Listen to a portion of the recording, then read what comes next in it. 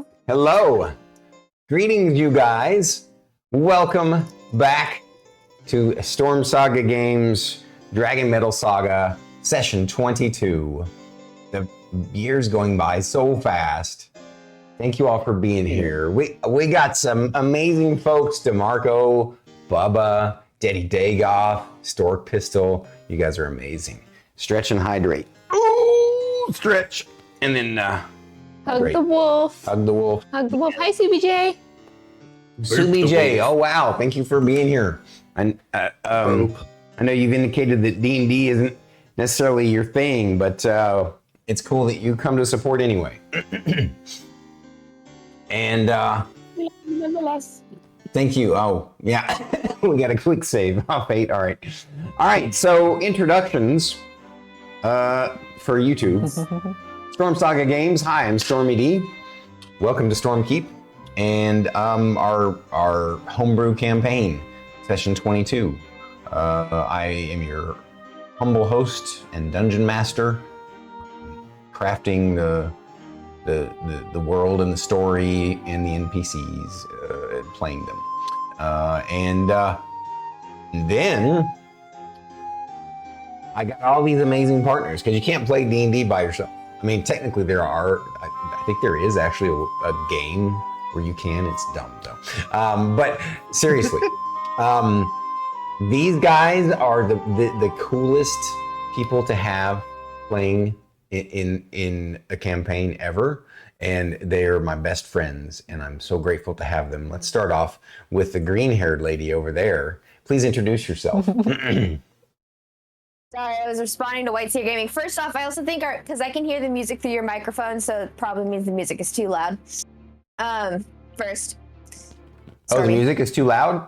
Did someone say that? I could hear it. No, because I could hear it through your mics, and I went and checked it, and it's too loud. What? Second, White Seer Gaming, enjoy the binge.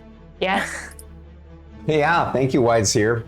Yeah, he's been chatting with me and telling me about his binge, and apparently when he was watching the character creation videos, he got inspired to create a character, and he shared it with me, and it's pretty neat.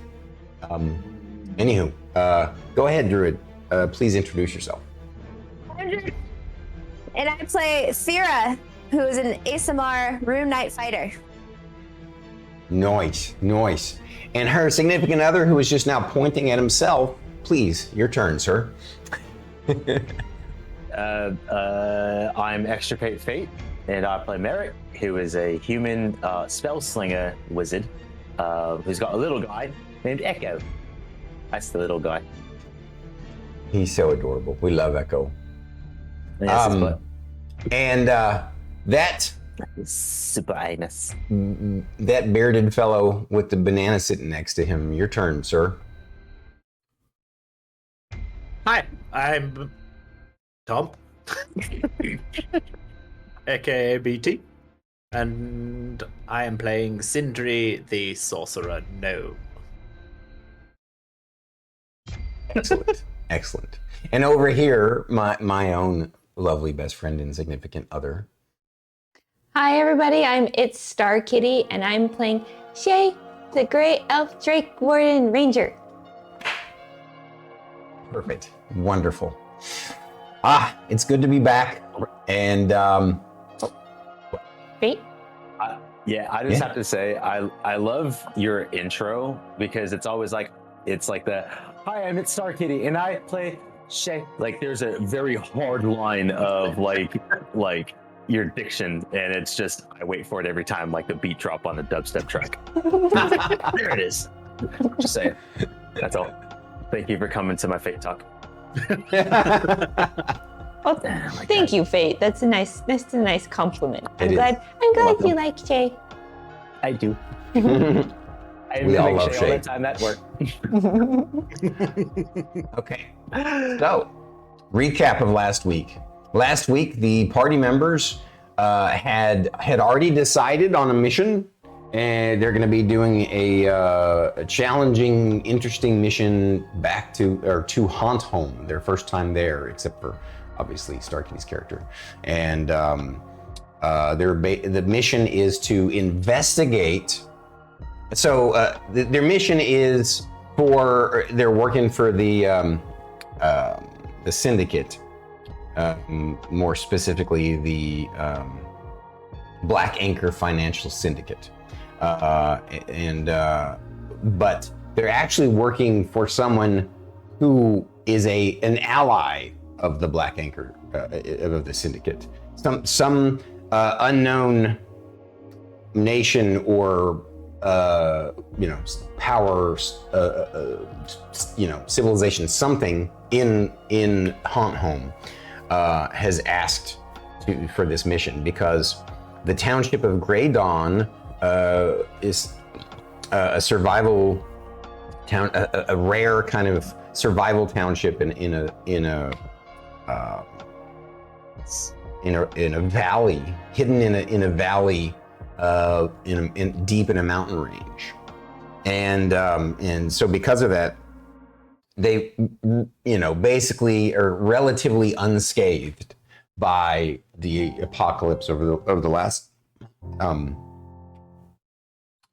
decades, but they have been basically trading with whomever this local power is, and but suddenly the trade stopped and there was no contact with them for a while, and so that group sent some enforcement soldiers to check things out, and those guys never returned.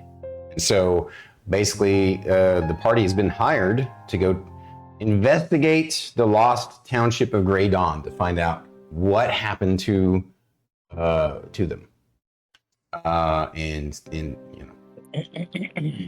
and so they picked that mission after a lot of difficult going back between the two missions. And last week, the main focus of last week was that they bought a lot of gear. They got to meet the literal arms master, who was a Thrycreen with 4 arms, who apparently sells magical gear to realm runners. Under the table, though. He's a contact of the syndicate, and so he's effectively kind of part of the underworld, not official channels. And the party was very clever. They picked exactly the gear that they wanted, and negotiated hard with him, and ended up with a good deal for some items. And the other thing that they did was Grimbane suggested that they really should have a 5th person on this mission, and preferably somebody with healing, like a cleric, druid, or paladin. And they agreed, based upon what they have learned about Shae's homeworld of Haunt. And so they spent a good portion of time interviewing potential candidates to join them for this mission. Now, obviously, this person isn't going to be a permanent party member. They're just there for the mission. But if they can make good friends amongst realm runners, then maybe they can, tap that person again in the future if it seems like they're a good fit. And I think that's the gist of it. Did I leave out any deets? I think you overshared. Really? Okay. All right. No, BT and I, our minds in the gutter. Just bear with us. You're fine. Just carry on.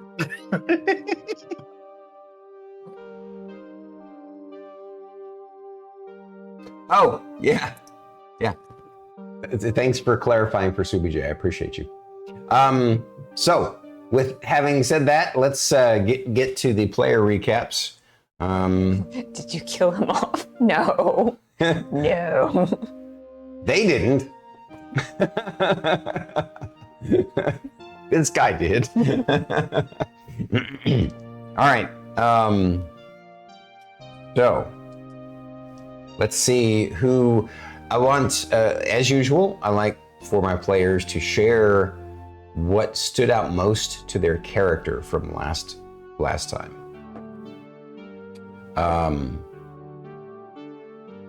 Sindri first.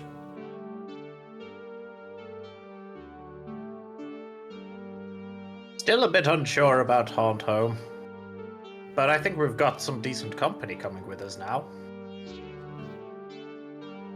And we're definitely tooled up for the occasion. Really want to see if we can get that thing for Merrik, though. We'll see what we can do. That's it. Okay. What thing for Merrik were you talking about? I can't remember what the exact item was, if it was a ring or not, but something It was that a we ring could of spell store. storing. Yeah. Yes.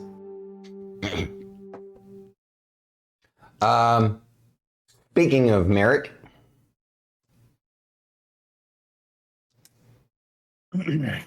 All right. Well, I had a lovely time at the bakery.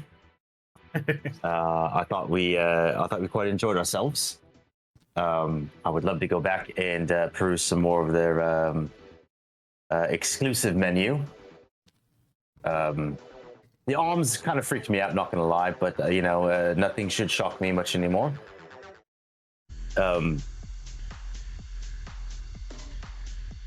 Yeah, I don't know who else would appreciate the new earrings except for maybe Sindri. I'll let them ask about it. I don't care. That's fine. Right, Echo? We don't care. We do, but we don't, right? Yeah, it's fine. Yeah. Planet's haunted. Let's fucking go, man. well said. I love it. Did you guys like the thumbnail, by the way? I haven't seen it. I haven't seen it. Didn't get a I'm chance to looking look at it at it. now, Go though. check it out. I think you guys will dig it. Of course I will. Nope, I clicked on the wrong one. Next. Since I closed the browser before, I am not touching a goddamn thing. Oh, you're gonna check it out later then? I'll do it later. Okay. When I no can be worries. trusted to touch buttons. It's not there. Hi, Blaze. I know why I 20 haven't seen it. It's because somebody hasn't updated the DragonMetal Saga campaign. That's why. Huh? What? In the Discord. Oh, in the Discord. My bad. I can't do that right now. So, all right. The last one was when Rusty was here. Okay. No worries. You guys check it out later. And next. Mhm. Thyra. Yeah. I enjoyed the arms dealer.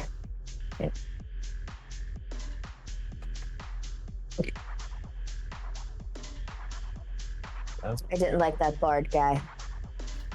And I doubt anybody would have noticed if he went missing.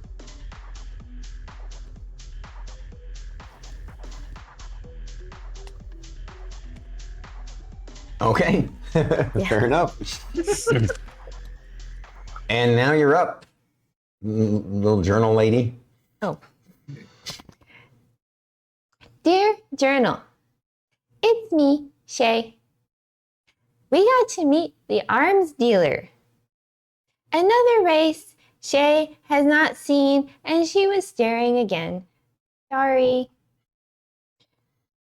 The arms dealer was not what Shae was thinking about. Then Shae was even more confused when Mr. Dealer was referring to his stuff as food or desserts. That confused Shae a lot. But then again, Shae is always confused. We got new stuff, and Shae was good and did not break anything. P.S. We have a new friend joining our team to my home, Avery. Very interesting person and a paladin too. Shae was excited to meet and interrogate other divine casters. Shae has only heard about them from Mr. Windchaser's stories. P.P.S. To Haunt Home. I wonder how my new friends are going to react to my homeworld.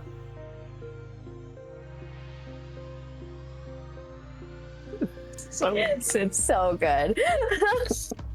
Thank you. Gotta protect it. Oh God.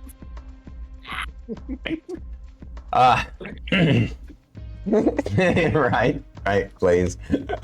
Okay, so This is actually something I started doing, stopped doing, and then Druid brought it back up. So I was like, okay, I'll keep doing it. So you have Druid to thank for this with my journal entries. all right. Absolutely. Was there anything else that anybody wanted to add or ask before we get started?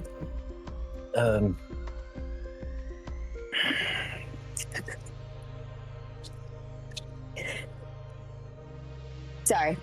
No. Okay. Is that true, Druid? Are you sure? I was laughing at Pelican. He said, all I know is Druid needs a cuteness aggression emergency cow anytime Shae speaks. But I mean, the fact that you produced that so quickly, Naboo had it. I mean, both impresses and terrifies me. Right back at you, Leafy. All right. So, we're going to jump into the role play and the story kick off tonight's adventure. Thank you all for coming. We're going to go chat dark until intermission time in a couple hours. And I really appreciate you all being here. Enjoy the show. I have a player question before we get started. Yeah. So since some of us got new gear, like I think I got new studded leather armor +1 from this last session. What happened to my regular studded leather? Did we sell that or do we still have it? You still have it. Okay. Having to sell at a later date. Yeah, although not likely to get much for it. But maybe you might be able to find a collector who would enjoy its. And then same thing unique. with my light mace. Put it if in the that got bag. upgraded. Was that Fate? I mean, I will arguably say this could be a little metagaming, but what's to say that somebody on your home planet that you know in Haunt Home may need some armor and or a weapon? But we're That's not, true, but we're not they supposed to interact with the locals. well, not necessarily. Like you got to be careful who you interact with. It's not necessarily It's you also don't get to interact. technically armor from Haunt Home, isn't it? The thing is though, there's one other problem with that. There's no monetary economy on home. It's all barter. I never said that it had to fetch money. Okay. I mean, I guess you could potentially trade if you take it with you. You know, you could trade it for something if you run into people who you could trade. Or we could keep it at home in case your armor gets destroyed and you have a backup. Can't afford a new one. Well said. Yeah. That's about as far as I can get with that bit. Okay. Okay. All right. Keep it for nostalgia purposes. On my armor rack. Wear 2 sets of armor. So, If it's the magical ones on top, surely it would fit over the top. Yeah, but if you use 2 bits of protection, that's how you have damages. Moving on. so Get myself in trouble. the day of the mission, the day before, everybody had kind of done their own thing a bit, and Merrik had gone and bought some jewelry, and I guess today he's sporting it, and he looks fancy and duded up. He's wearing these. You can definitely tell he's wearing the Pearl of Power as one of his earrings because you all were there when he bought it, and you see like bracelets and I don't know what necklaces and yeah, he's blinged out. Not super gaudy, but Right. just like, why? Because I can. Shay's reaction to you being all blinged out, she's just kind of like, different, Mr. Merrik. What did you say? She said, that's different, Mr. Merrik, what you're wearing. Where? I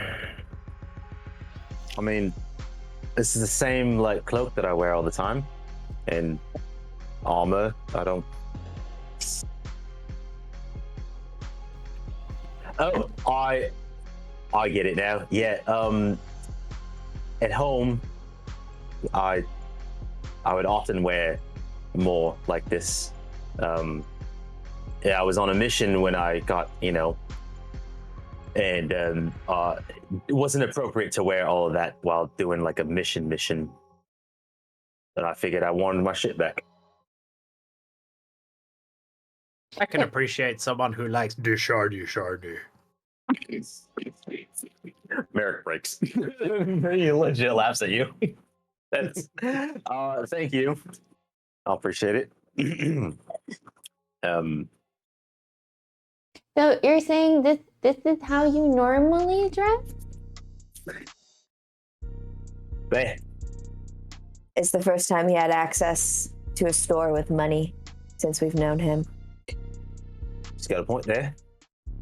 I'm not even remotely shocked.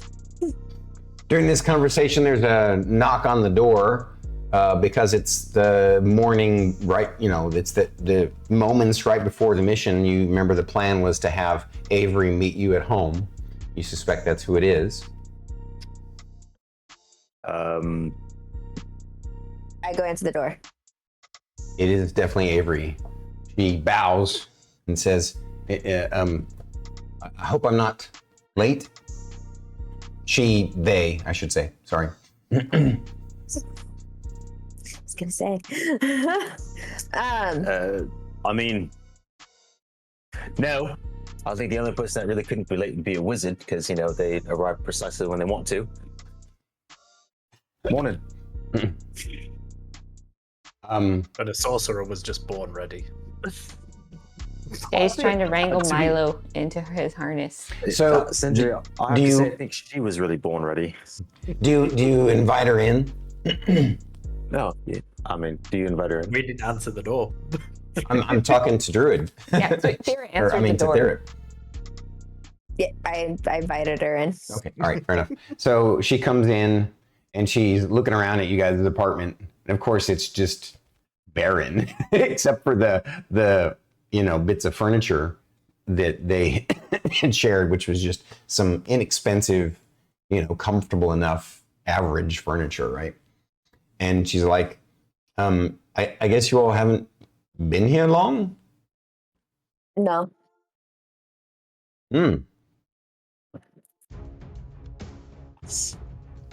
Well, As you know, we're new to the game. right, of course. Well, New to the city as well. in the future, if you ever want to go shopping for knickknacks and artwork and stuff like that, I would enjoy that. I just turn and look at Merrik. I did see this statue online that looked quite good. I think it was something like the statue of Stormwang. I heard. Was it a large statue?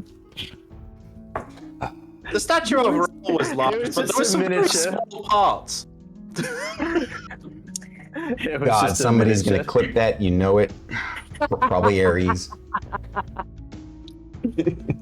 Oh, I saw an opportunity. That was. I got to give you props. That was pretty amazing that you pulled that one out of You your need ass there, to BT. better order that shit online for the apartment. Sierra's not gonna do it. I can't just go out of character and do it. Like, you have to. wouldn't do it. She'd be like, order it. Hear it now, please. Sure, I can order it. Put a rush delivery. You pay a subscription. Should be 2 days. Okay. Oh, okay, children. Let's behave now. I'm kidding. Back to reeling things, by the way, while we're doing this. The clasp that I had on my cloak previously, which was a jade clasp, I think we said it was. Mm-hmm. So yeah, That's now been swapped out for my new +1 arcane focus. Oh, focus. Yeah. Very cool. Made it Ooh, into a very- clasp. And because of that, Sindri will pass the jade thing over to Merrik because he's presented his new shiny things. And I don't know if you could use this for anything, but it'd be a shame to go to waste. Or we can sell it later.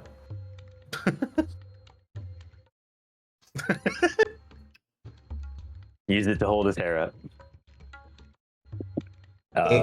Avery you know- asks, well, are we ready to go meet up with the fixer? Sounds like a plan. All right then. Where to next? Your plan was just because we didn't talk about it. Was you would go downstairs to Grimbane, sorry, and Arrange a ride. arrange a ride, and so that's what you guys do. You head down and end up going up into his office that you guys have been in several times before with Avery. And she kind of marvels when you guys end up meeting him because she says, you can tell that she's like nervous, like meeting a celebrity,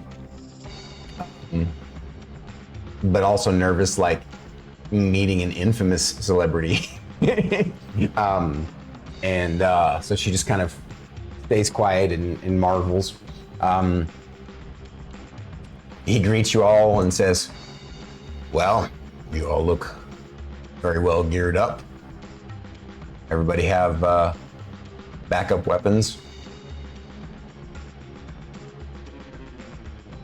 Hey. 2, so yeah. All right. Well then, I have to say that unfortunately the van is being used today. We had some folks that we needed to get to some meetings, but since I had already agreed to help you all get to the location, Are we taking another goober? yes, I've arranged it for you. You don't have to worry about the cost. Okay.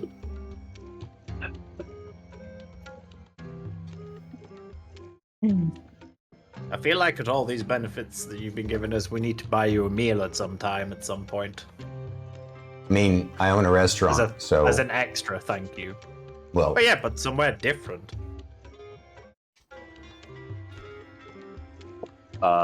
just stay alive out there in the field. That'll be reward enough for me. I'll lean down to Sindri. Maybe he might want one of them statues as a gift. A fair point. I'll keep a lookout for one. And I know exactly how much they cost, DM. In that world, not this one.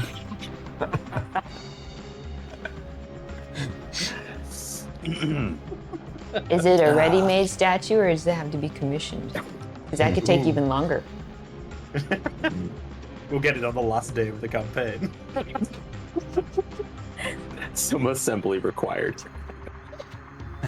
All right, you guys chuckled me. Yeah. All right, let's It's move been a on. minute So since we had a good belly laugh. we will. I'll just exposition. You guys ultimately My high five go down and find your goober and drive off down the road. Grimbane did share with you that you're going to a branch office of the syndicate. That's here in, the Black Anchor Financial Syndicate that's here in this city. That's all he tells you. What's interesting is, as you ride in the goober, it's Not very far. It's like a, 8-minute drive. And when you get there, the goober stops and says, "Your tip's already been taken care of. Good day to you." Cheers, bud. Bye. You get out of the vehicle and you're standing on basically like a typical kind of city block. And over on the other blocks, you got your regular kind of buildings, a few office buildings, a few retail buildings and stuff like that. But on this particular office block, it's not like a whole mile block. It's just, like a small office block. City block. Yeah. It's just basically an open area with some interesting art and architecture and a little bit of a sort of a garden. And in the center of it is this tall, incredibly shiny, in fact, mirror building that's shaped in this kind of like a, it curves around like this and goes up to a point. And it looks more like a giant piece of art than a building. And it's literally the opposite of what you would expect, from the Underworld Syndicate. And, you're thinking it would probably be, you would go down into some shady area like Molden's Pit is, or maybe it would be some, spooky black plain building or something. This is like ostentatious and shiny and just stands out. As you make your way into the building, there at the front entrance, it's got, glass doors so you can see into it, and it's very opulent inside. And there's a lady sitting behind a round piano black shiny kind of, security desk. And what do you guys do? I approach the desk and just like hold out my wrist. Or actually, I hold out my pin because I don't have it on my wrist. I have the pin. She We're says, heading to Hot Home. "How may I help you?" Excuse me. "How may I help you?" We're heading to Haunt Home. A mission to Haunt Home. She says, "I don't know what you're talking about. Are you here to see somebody in the office building? You have an appointment?"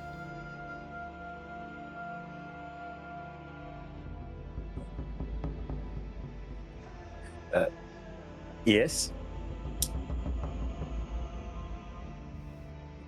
And who is your appointment with, and what it is in reference to? Well, simply like my friend here had mentioned, we are headed to Haunt Home. Well, I don't know where Haunt Home is. This is a branch office of the First Owens Bank. Can I insight check that? Sure.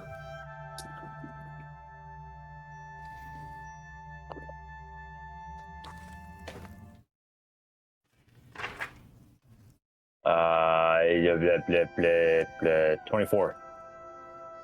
Can't miss. You don't think that she's being deceptive in any way. You feel like she's being as sincere as, based upon what she knows, she's being sincere.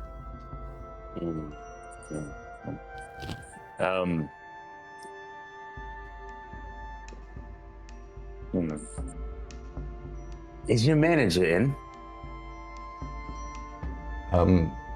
If you can tell me who you're here to see and what your business is here, I can direct you to the right place.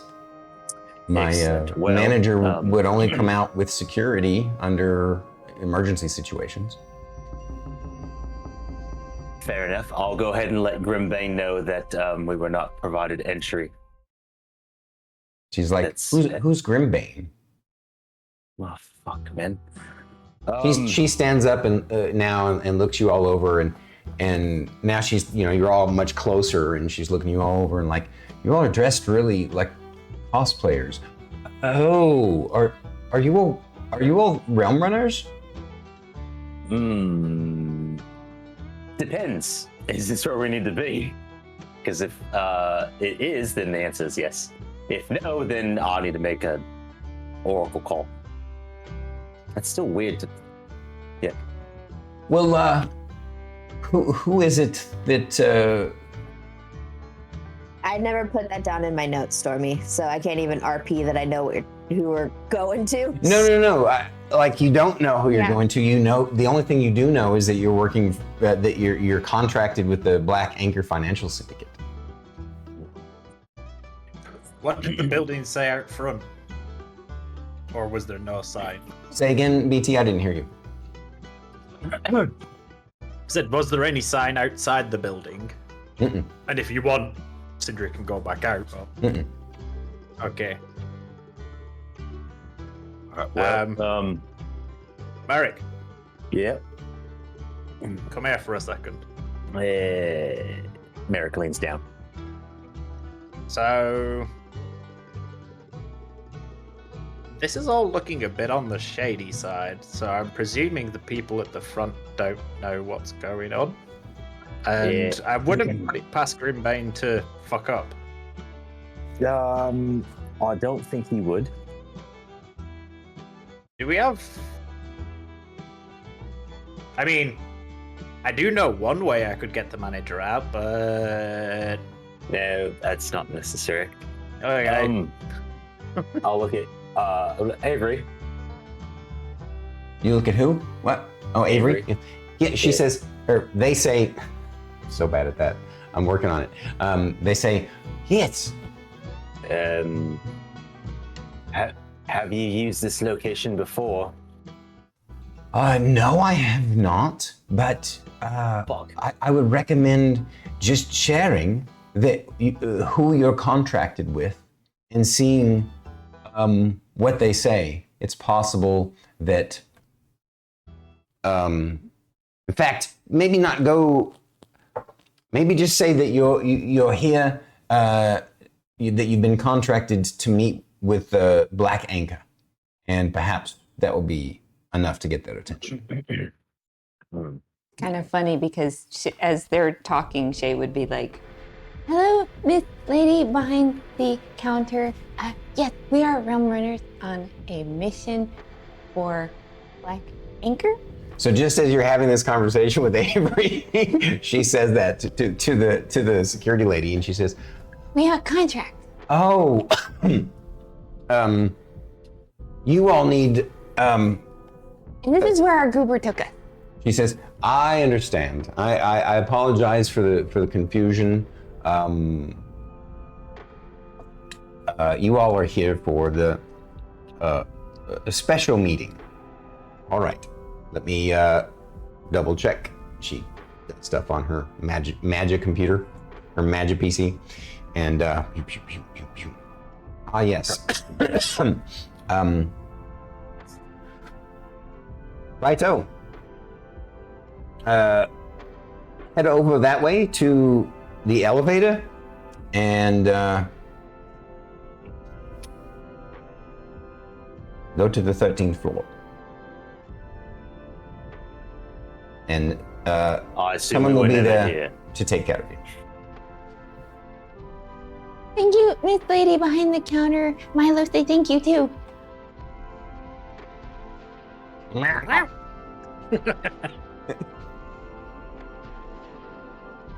Head on over there to the elevator. Was her terminal called a Magitosh? Yes. I'm gonna steal that.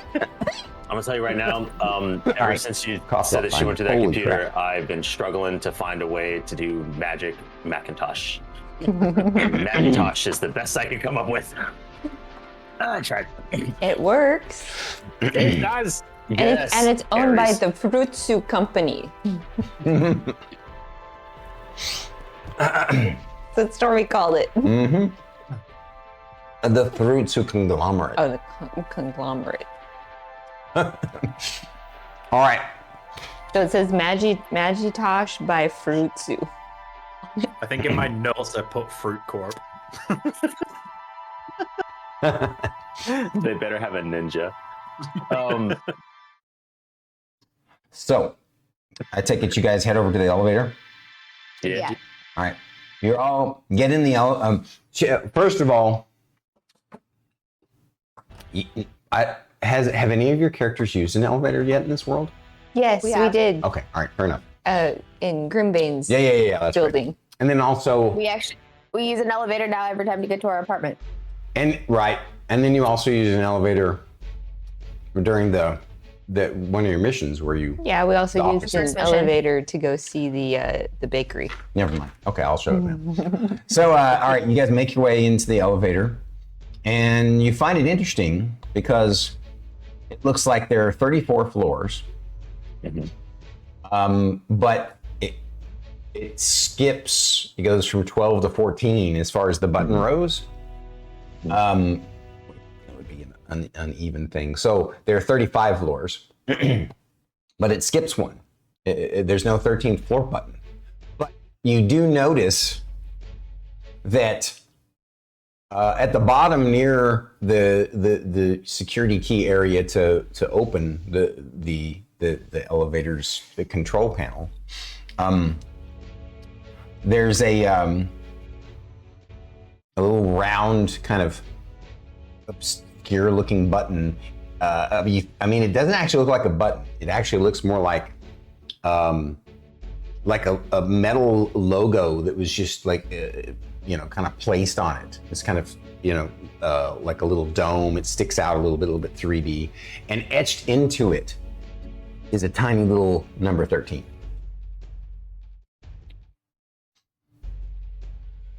Hit the button. So, Eric's just gonna look around. Do our Oracle devices fit in there? do what? Do our Oracle devices align with it? In fact, Sindri goes to see if it lines up.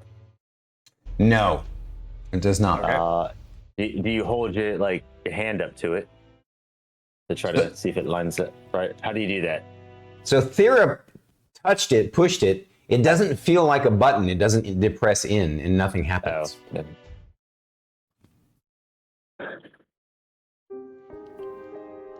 Avery says, we probably need to channel a little bit of magic into it. Ah, Yeah, but we've been explicitly told not to use magic outside of appropriate areas. This would be an appropriate area. Sindri looks over at you as if to say, really? I got scolded once. You think I want to get scolded again, especially with the syndicate around? I feel like Grimbank can only do so much. Avery says, if you don't mind, I don't. she reaches ahead. over, touches it, and channels a light spell into it. I think paladins have light spells, right? Depends on their class, probably. Subclass. Well, Just for I saying remember she there was a does. story about someone who would cast light and yeet at one point, and they were a paladin. That was great too, by the way. Too bad it was never immortalized for all to see. Oh no. All right. Alright. So, Yep. Shame.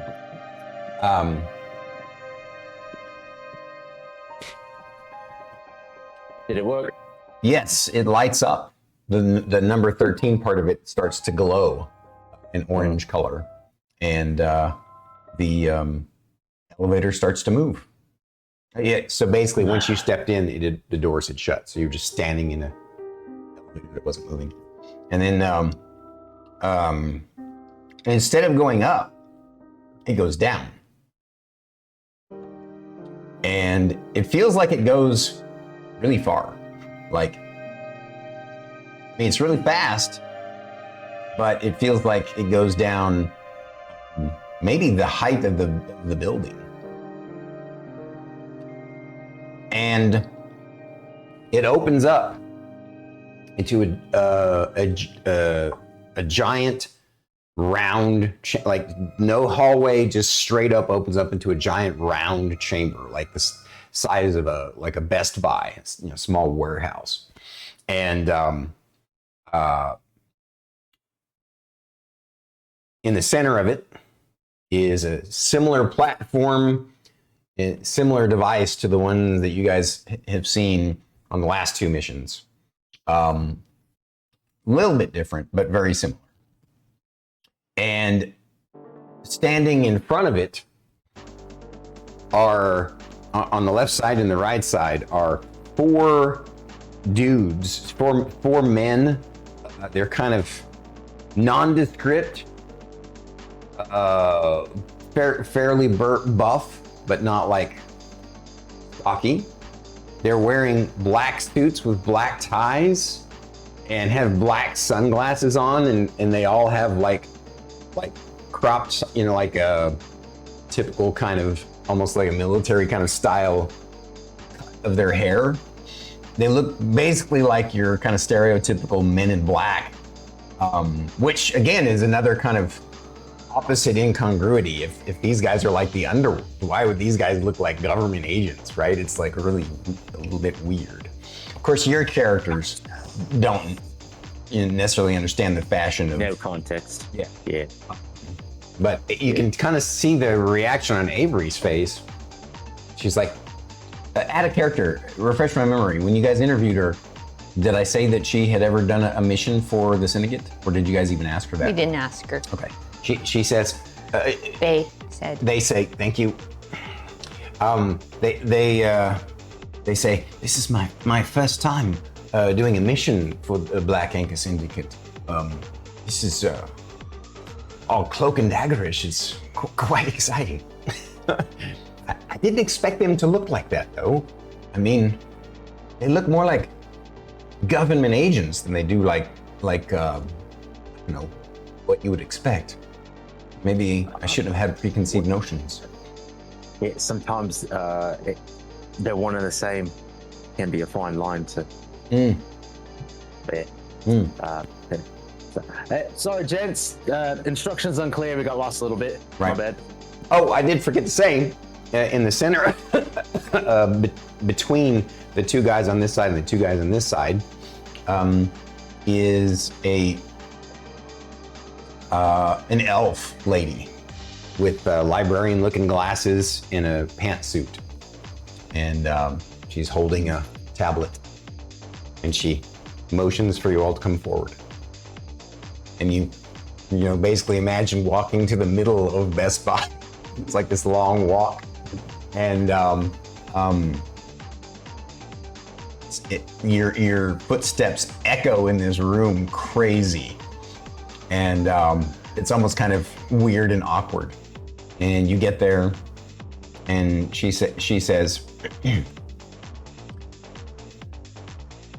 I see you have no team name yet, but I need to confirm the contractees.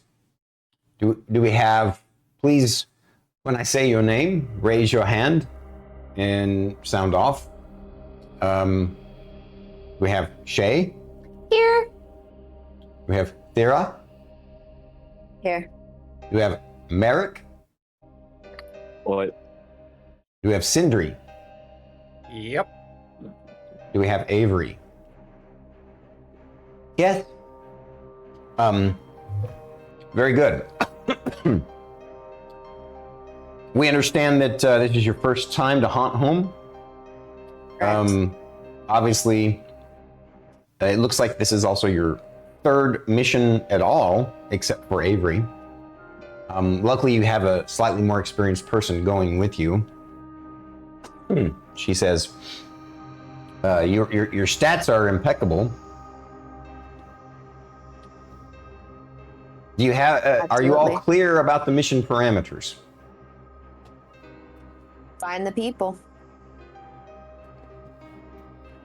find She out what says, happened. she indicates, by the way, there's an additional addendum that we need to add to the contract, and that is that if you all are able to find out what happened to the people of Grey Dawn, obviously you will earn the mission points, the credits.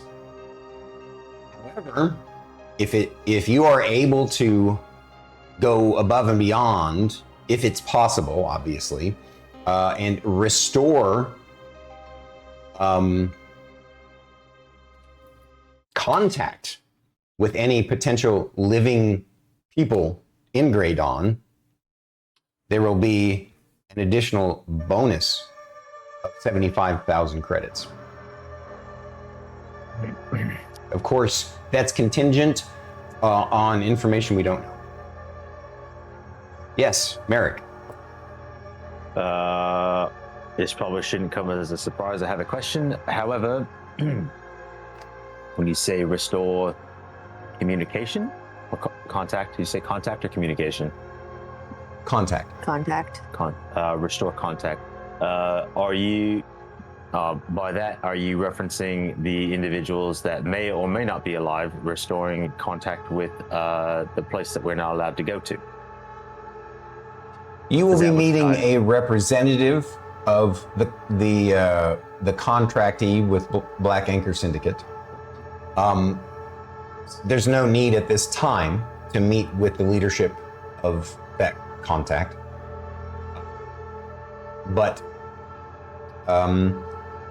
yes, if you are, of course we don't know what happened. It's possible everybody in Grey Dawn was wiped out by undead. I mean, it's a natural story of what happens in Haunt Home.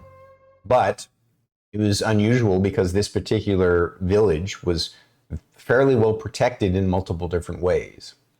And so it'll be interesting to see what actually happened. Basically, the reason why this extra bonus was added to your contract that we'll need you to re-sign for was because the client felt it was more urgent and wanted to see what more could be done, if possible. That's fantastic. I'm sure we'll give it our best. However, when you say restore contact, what exactly do you mean by that? If we don't know how to restore contact, then I understand what you mean. mean. Yes, thank you for let me clarify it for you. Yes, please. Basically, you will need to facilitate a meeting between any surviving leadership of the village with the contact that you will meet with at the end of the mission. Got it. Bunch of scribbles. Merrick got it, but he's pretending to write. no, he's just drawing fucking scribbles on that one and be like, yeah, I got it. Because you were so clear the first time. Good. Is there any other questions? 6. I'm gonna say it wrong just to try to prove a point. So we got 7 days. Yes. Interesting. Sindri, so does that mean you get an extra day? Because I thought it was only supposed to be 6. Oh, Just out of depend on character. the Sorry, teleporter. no, that was a DM mistake. Is shit. that what the limit is? 6 days? 6 days. Yeah. She said. So you ask her if it's 7 days. So, She says. 7 days. She indicates. She looks at her tablet again. I don't believe that you all are experienced enough, except potentially Avery. Well, actually, does a 7th level character go up to a 4 proficiency? I don't remember. I see your character sheet. Maybe. We're at a 3 proficiency right now. Yeah. No, Yeah. yeah. So, well, anyway, she says, I don't think that any of your group have the current capabilities to stay in a Barbary world for that long. My records indicate that you all are new to the game and that your limit is 6 days. Oh. Okay. One other thing, before I have you all sign off again, the usual reputation and potential fee penalty of any emergency pullouts is rescinded for this mission. So if you are in a situation where your group deems it necessary to pull the emergency cord and get back sooner, or just if you complete the mission sooner and want to get back quickly, then you're welcome to do so. We here at the Syndicate operate a little bit differently than the other Omega Corps. Gotcha. Thank you. Curiosity, what if we don't finish everything in time and we know that we can? If we had one more extra day or two, if we come back, can you just send us back in then? For free? Well, if that happens, it will be a blemish on your record that you failed to complete the mission in the outlined time. But have you gone on one of these missions before? Out of character, what'd you say again? I'm ready to go. Oh, I just asked if she's been on missions before to gauge, like, you know that it's only going to take 6 days to find unknown people alive and contact and shit. You don't know how long this takes. She says it's a blemish on your record. To be clear, where we're going to teleport you is only a day and a half's journey from Grey Dawn. Got it. So we actually have like 3 days. Excellent. Everybody, you ready? The rendezvous point with the contact is a little bit different. It shows in the mission map briefing. That particular where you need to get to that is a 3-day journey from Grey Dawn. So 1.5 days to Grey Dawn and 3 days to the rendezvous point.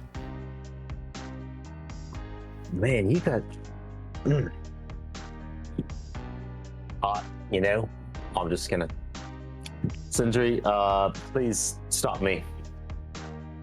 Sindri pays no attention because he's too busy tapping his foot and making noises for the echo. Fuck, okay. Fantastic. Do you have a hard copy of this? Since this is now... Never mind. I'll remember it. You guys ready? She kind of looks impatient at this point. She basically comes forward to each of you with her pad and has you sign the contract. She says, she indicates there's been no other additions to the contract other than the special bonus dispensation, so you don't have to worry about any legal issues or anything untoward added to the contract. Yes, Shae. Was our fixer informed of this change? I'm your fixer. Oh, you're my. Oh, okay. Yes. I'm sorry. I'm I still think what she new. means. My name is Starla, and I will be your fixer contact going forward with for any dealings that you have in this region, any dealings you have with the Syndicate in this region. Fantastic. I believe what Shae was trying to say is, have Grimbane been aware and notified of the change to our mission? He is just a ally and facilitator or that works with the Syndicate sometimes. We had no reason to share those details with him since they're, pertinent to you. You are the contractee. If you want to share that with him, that's up to you. Excellent. I would like to. All right. If there's no other questions, we have the portal device ready for you all. Perfect. Okay. Walk up to the machine. Sindri's still tapping his foot. Oh, beam me out. What was her name again? Starla? Yes, Starla. All right. Beam us out, Starla. Let's go. Who would have thought a little extra jewelry would make you this much more eccentric? I lean in tight to Thyra. It's my fucking coping mechanism rather than getting the shit kicked out of me. We all have our ways. We do. I'm not judging. I didn't say you were, just let you know. I was just letting you know I was aware. Not in front of company. And she just looks around at the team. And I motion to the syndicate. They have our blood on file. Forgot about that. Sindri's still making echoes. Come on, Sindri. Shay's just kind What? of standing there, kind of like rocking back and forth on her feet, just waiting. So you guys get the sense that Starla is getting impatient with the constant tapping sound. So she immediately says, "You, Sindri, step forward first, please." What? Okay. Are we ready now? Yes, everyone step into the circle of stones. You see these black obelisks, these 4 of them, or excuse me, 5 of them. Can I make a perception check to look for the Ouroboros? So of course there's another one of those pedestals with a panel, and you don't have to make a perception check if you actively kind of snoop around and look for it. You definitely see that it. The Ouroboros. Just like I said, it's etched onto the panel. I just kind of tiny. I just point at it. What was that? I just like gesture towards it. Not even trying to hide. I just gesture towards it for the team to point it out. She doesn't. She and the men in black don't react in any way to you doing that.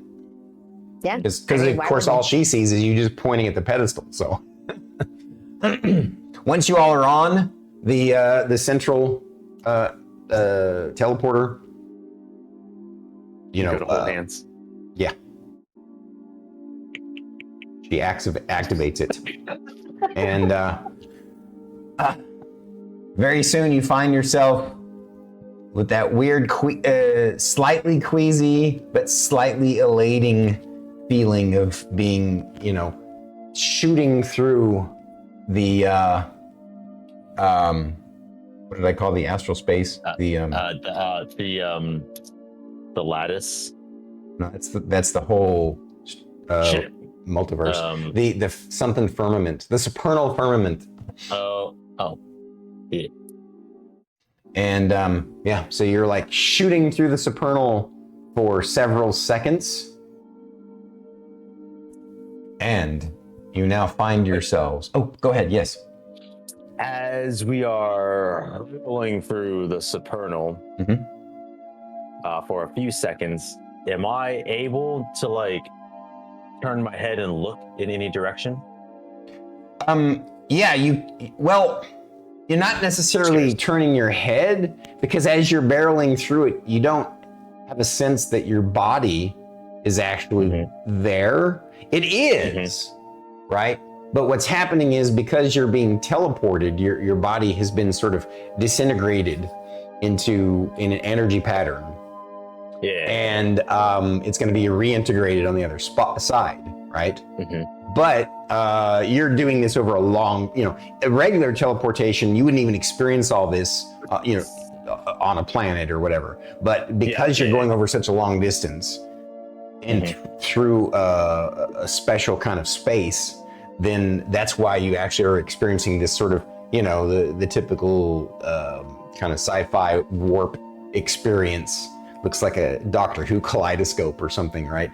And but you can change your perspective Like, again, it's not like you're turning your head, you're just kind of looking around somehow. You're changing your perspective. Cool. And when you do, there are moments when you catch brief glimpses of visions of like celestial bodies and stars and in strange colors and stuff.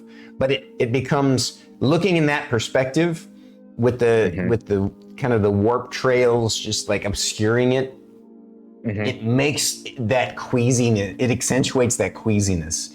And you quickly decide, you know, this is a bad idea. I'm just gonna eyes front, and you find yourself standing in a comfortably, well, okay, for Sindri, this is not as bad as when you were in when you in your training, when you went into the fake version of Malboria, right? But you did actually get to experience the fake version of Haunt Home too, and so it's the same temperature. But for your character, because you know, it's not going to affect your mechanics in any way, but just your own kind of comfort level psychologically, it's uncomfortably cold to you. For Merrik, for Merrik, it's like, you know, like Halloween time cold, right? It's chilly. It's not too bad. It's easily something that after a bit of time you'll just start to ignore. For Shae, it feels cozy. And honestly, for Thyra, she's like, this isn't so bad. Like, you know, obviously she's used to cold, right? And the temperature of this world is toned down, or toned up, I guess, technically, because it's warmer, right? It's toned up just enough at that edge where it's almost as if you remember moments on your world of Malboria where sometimes you guys would go take vacations down by a lake that was farther south, and you do that during the summer. And so this seems like a nice, beautiful summer day to you, temperature-wise. Visually, though, it's a strange kind of pale blue dark. Think a James Cameron movie. You know, it's you look around and you're basically standing at the bottom of a foothill on what looks like a really old, slightly overgrown stone path. And the stone path goes up a hill. When I say overgrown, it's overgrown with black vines and stuff. Not actual, like, living looking plants. Just brush, old brush. And this stone path goes up into the hills. And as you look up, sorry guys.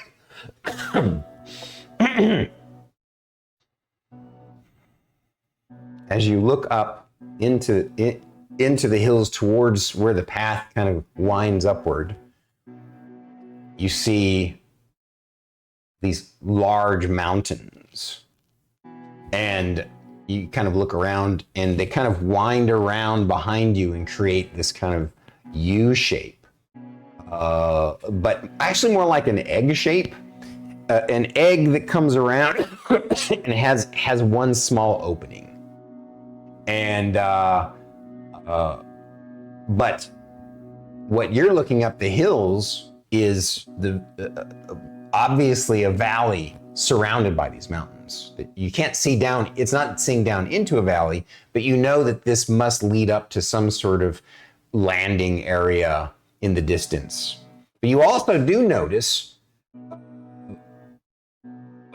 fairly thick looking forest shooting up, or moving up, not moving up, just skating up the mountainside on each side of the path. However, it's not your typical kind of forest.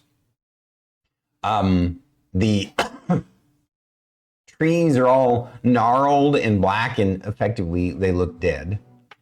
There, excuse me. There are. Get a cough drop.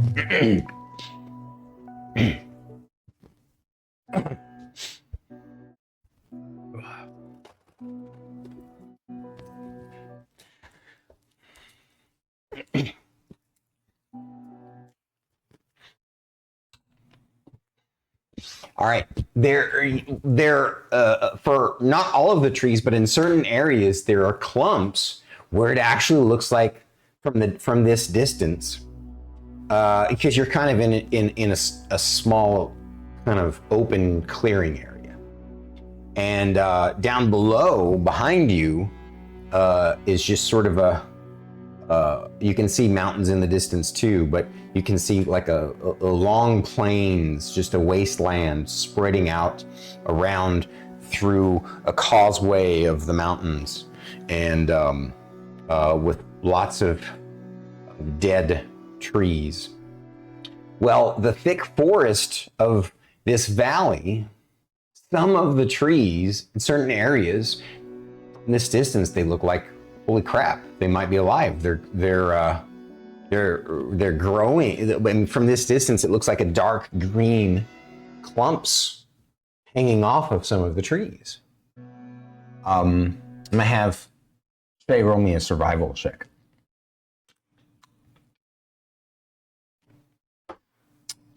$20. Okay. You instantly remember from your scout training that plant life, except in New Haven and other special areas, is exceedingly rare, and that pretty much what they trained you was anytime you're out in the field, most plant life is not something that you think it is. It's not like, in fact, they helped you remember the fact that most plant life is poisonous in some way, and they gave you a little mnemonic, and that mnemonic was, if it's green, it's probably mean.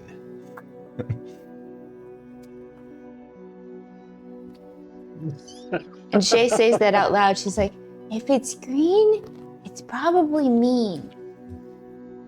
And what you remember thinking back about the lesson was, this kind of growth is very likely a mixture of mosses, fungi, and maybe some occasional rare vines, but mainly just kind of moss, fungi, and what's the other kind of? Help me out, Druid. Lichen. Thank you. Yeah.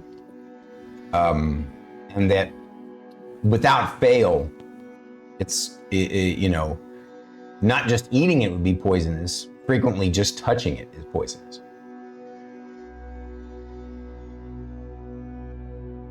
Do you share that with the party? Yes. So Shae takes off her glasses of the sun, and she's like, welcome home, everyone. I forgot about those. Yeah, I forgot about your sunglasses. Yeah. Glasses of the sun. Yeah, well, she needs them. You say welcome to home, everyone. Yes. Welcome home, everyone. As you can see, there's no sun. Oh, I forgot to tell you. Yeah, it's nighttime. The sky is covered in thick, white, fluffy clouds. Although there are certain times where they clear a little bit, and you see a glowing, large, bright blue moon. But what's interesting about this moon, and it's the reason for the kind of James Cameron blue glow over everything. But the other interesting thing about it is you see that there's like a small, like, quarter portion of it that looks like it had cracked off from it, and there's like fragments and pieces just kind of floating along with it. And you don't see it very often, but it does peek out a little bit. And you remember that when she shared some stories about her home world, that it's really got a strange weather pattern in that you would think during the day is when the sun would burn off clouds, but not in Haunt Home. For whatever reason, the way the atmosphere and the weather patterns and the cracked moon have an influence on the world. When the clouds are the strongest and thickest is during the day. And so you never see the sun. Most people don't even know what it looks like. And but during the night, sometimes the atmosphere thins a little. And so that's why you can sometimes see the moon.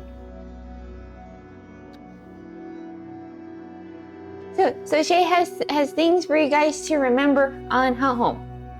If it's dead, don't touch it and burn it. Okay? If it's green, it's probably mean and super poisonous. So don't touch it or eat it. Check. If you have any questions, please ask.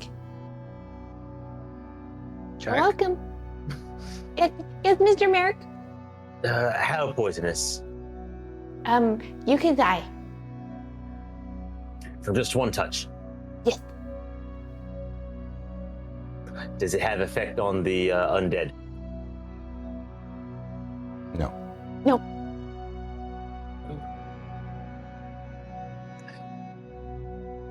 If one were to harvest any safely, how would they do so? There's no possible way to harvest it without dying. There's got to be a way. Merrik, What? now's not the time for experimentation on that. Just asking a question. Just preemptively trying to stop you. I mean, Mr. Merrik, it's possible that it could be harvested, but not with the kind of technology this world has. Because remember, this is a very, very small humanoid live population that is still very, very much not technologically advanced. Thank you, Mr. Sindri, for teaching me that big word. I'm glad you could use it. I didn't know you knew that word. Neither did I. I'm just gonna turn to Avery. Shae is our local expert on this planet, so if you do have any questions, feel free to ask her. But apparently not right now, because we don't have time for that. So Avery asks, she says, yeah, I'm marveling at her insight. What did she mean by welcome to my home? Was that? I didn't say that. I said welcome to Haunt Home. Oh, you did. I'm sorry. Never mind. Forget I said anything. All right. Avery Retcon could have that. misheard. No, Avery could have misheard. Avery arguably could have easily misheard, because home. Oh, okay. So she does say that, and you say, oh, right, Haunt Home, of course, right. So I take it you've studied this world in great detail? As much detail as I could. Interesting. I must say, I have to share with you all. It feels, I lost her accent. It feels really strange here.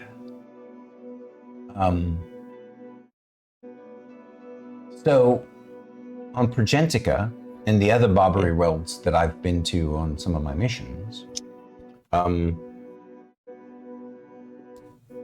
feel a strong connection to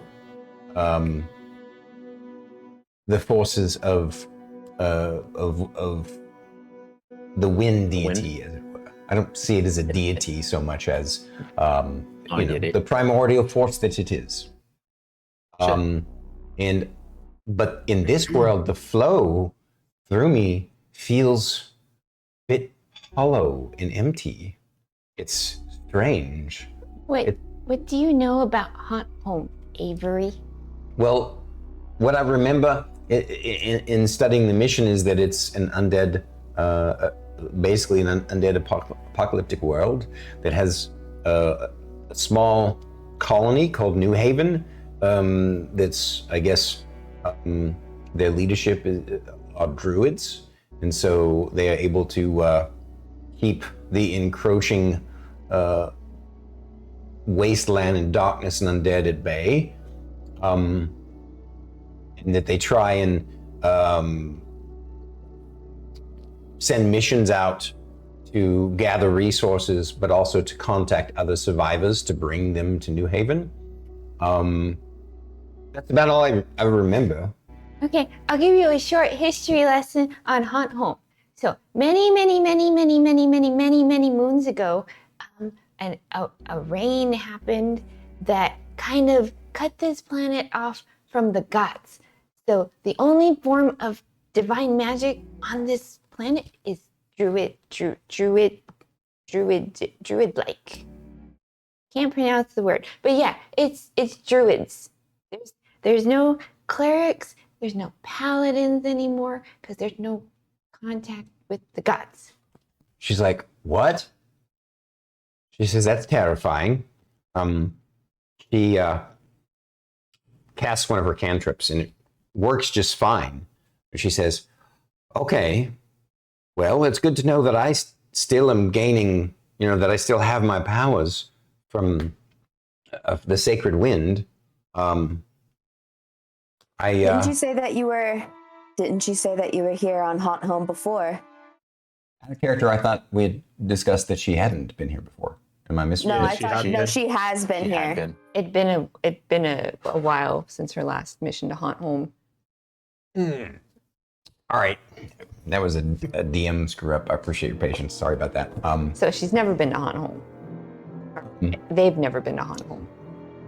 Or we can retcon everything, all this whole conversation. Let me think for a second. Yeah, because one of the main reasons why we ended up going with her is also because she's. Well, I mean, we asked everybody if they'd been to Haunt Home. Yeah, with them, not her. Them.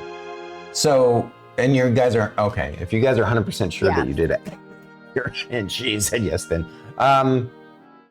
I mean, I guess it She's depends, like, depends on what her mission all right, was. forget. I'll retcon the whole doing of the spell thing. We'll just say that she shared with you all that it always feels so weird here because I have that empty, hollow feeling because there's no contact. But I mean, I guess she still didn't necessarily remember that detail of its history, and so what you shared still with might her. have wanted to check. It might have been obscure knowledge Right. What'd you that say? not very many people know. Yeah. What'd you say, BT? I was just saying she still might have wanted to check just because it's that same haunting feeling that she feels like she's not quite as in touch as she usually is. So she just wants to check it because she's there. Yeah, fair enough. You're right. Okay. Yeah. I definitely see that. Thank you guys for refreshing this old DM's brain. Appreciate you. All right. Well, you're standing at the bottom of a foothill on a stone path surrounded by an old dead forest and looking up that leads up into the depths of this forest into an elevated valley. What do you do? 1 second. Echo. I'll look at Sindri and go, up these. I send Echo up and perceive through Echo to just kind of get a global snapshot of the surrounding area just for understanding topography. I imagine we know the direction that we need to go based off of the map and everything of where we landed. Right. But try to get in a bird's eye view of I think it's great. that surrounding area just to see, is there anything that jumps out? I know Shae had mentioned things like trolls and other things, so I want to see, do I recognize any potential threats nearby, and just kind of a general survey, does anything pop out as or it's Right. just Gotcha. I will share. So as Echo floats,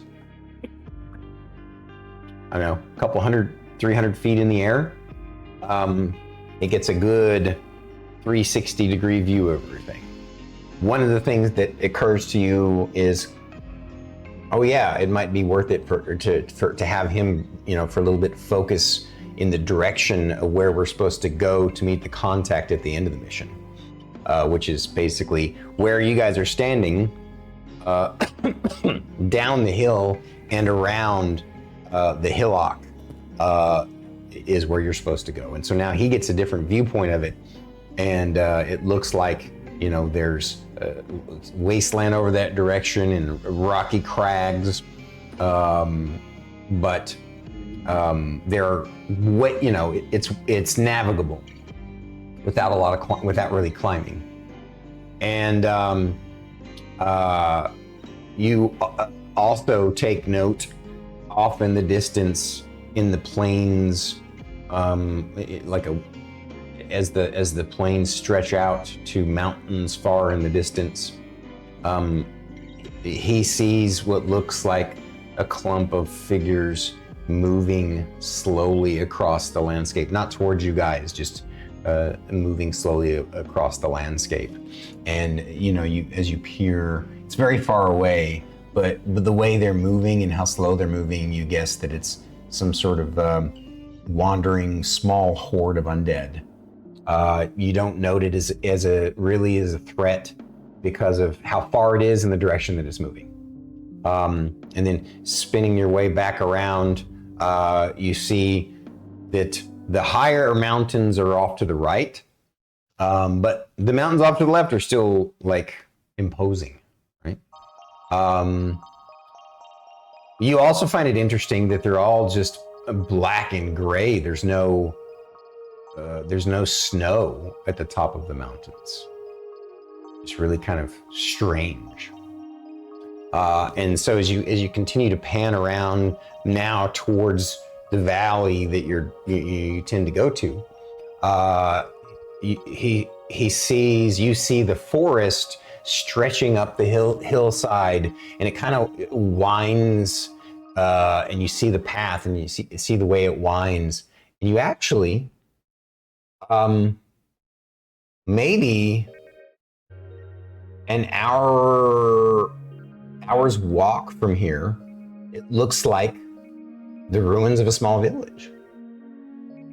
And you guys are like, that's not on the map that they shared, and you know that it really can't be. It can't be Grey Dawn, because Grey Dawn is supposed to be a day and a half, several miles up into the deeper part of the valley where it's really sequestered and hidden away. And but again, the report didn't say anything about any kind of smaller village. And that's about all he sees. He doesn't see anything else that looks threatening.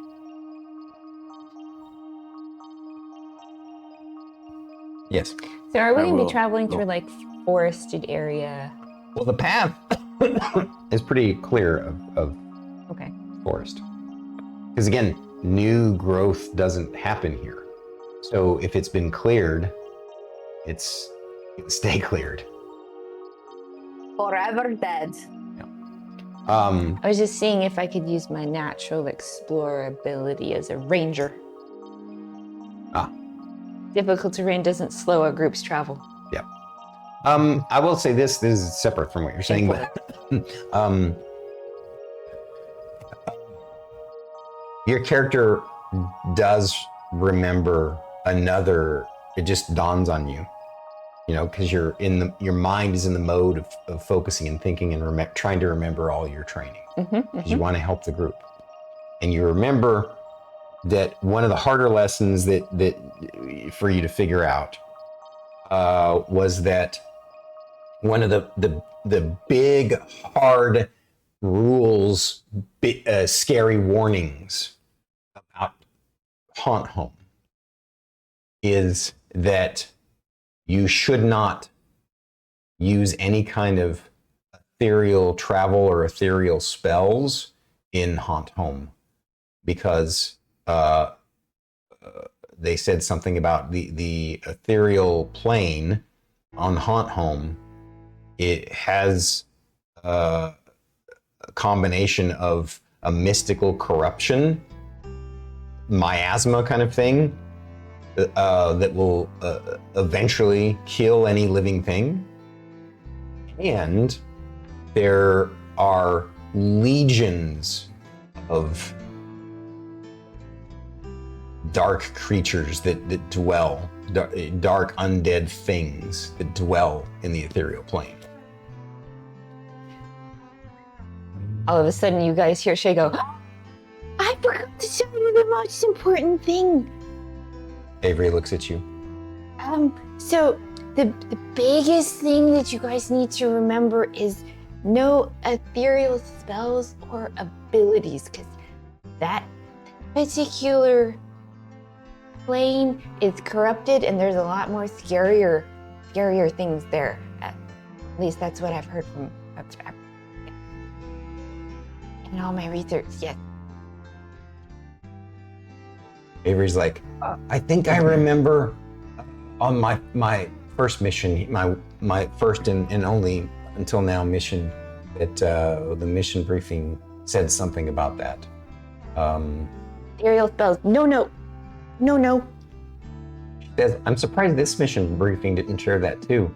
Maybe it was because you all already have your Haunt Home expert, and they just kind of assumed. Either way, I would maybe file a complaint. When Shae references ethereal spells specifically, I imagine I would know if I had any spells that met that criteria. As a player, I'm asking. So, Misty Step doesn't work with the ethereal plane. You do not. Does Misty Step not use the ethereal plane? It doesn't mention it. Okay. Yeah. So. So it's just, let me see. Yeah, wait, open it back up. It just says you're surrounded by a silvery mist. You can teleport up to 30 feet to an unoccupied space you can see. It doesn't say you go anywhere else in between that.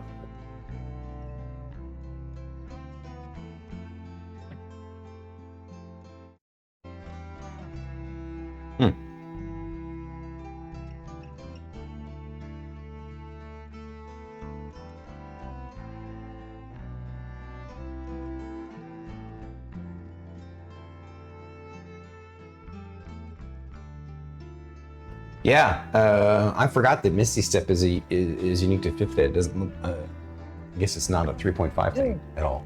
So, yeah.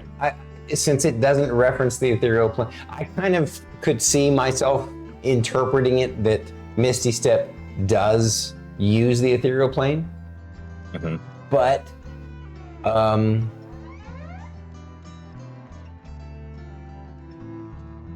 since it literally says it's a type of teleportation, I'll say no. It's not ethereal travel. And then in the same similar context, blur is irrelevant because I just essentially create an illusion. Oh, really? That, your body becomes blurred, shifting and wavering to all who can see you for the duration. Any creature has disadvantage on attack rolls. It doesn't talk about anything about ethereal plane or. In 3.5, I'm let me double check, but I'm like 99% sure that blur does say that you basically are shifting in and out of the ethereal plane. Let me double check. That's blink. That's blink. Blink does. Oh, is that blink? Yep. Yeah, blink and blur are different. Yep. Blink is where you hop back and forth between the ethereal plane, depending on what you roll. If you roll 11 or above, you. Oh yeah, blink. Right. The blink dogs. Yeah. And sorry, okay. I was getting blur and blink confused. Blur is the smaller version of blink, effectively, even though they work differently. Like percentage-wise, it's the smaller version. Yeah. So yes, so blur is fine, 100%. Okay. Blink would be a bad idea if you have it. Blink would be a bad idea. Yeah, I don't think I even have any spells that work with the ethereal plane anyway. I definitely do not. Okay. Yeah. No. Avery says, "Thank you for reminding us. I don't think it'll affect anything that I do, but I appreciate." But yes, There's a definitely good to know. mystical corruption in the ethereal plane that snuffs out any life. Please don't find yourself in the ethereal plane. All the things that can drag you to the ethereal plane here, do you know? Roll me your, I guess her knowledge check is basically just survival, right? Yes. Well, in this instance, this would be some sort of history, though. You only got like 6 months worth of training, and you were now I'm gonna say it's a history check. I know that's not one of your good skills. That's a 6. Yeah, she doesn't know. Nah. No, It's I fine. don't know in any of the research I've done, Mr. Merrik.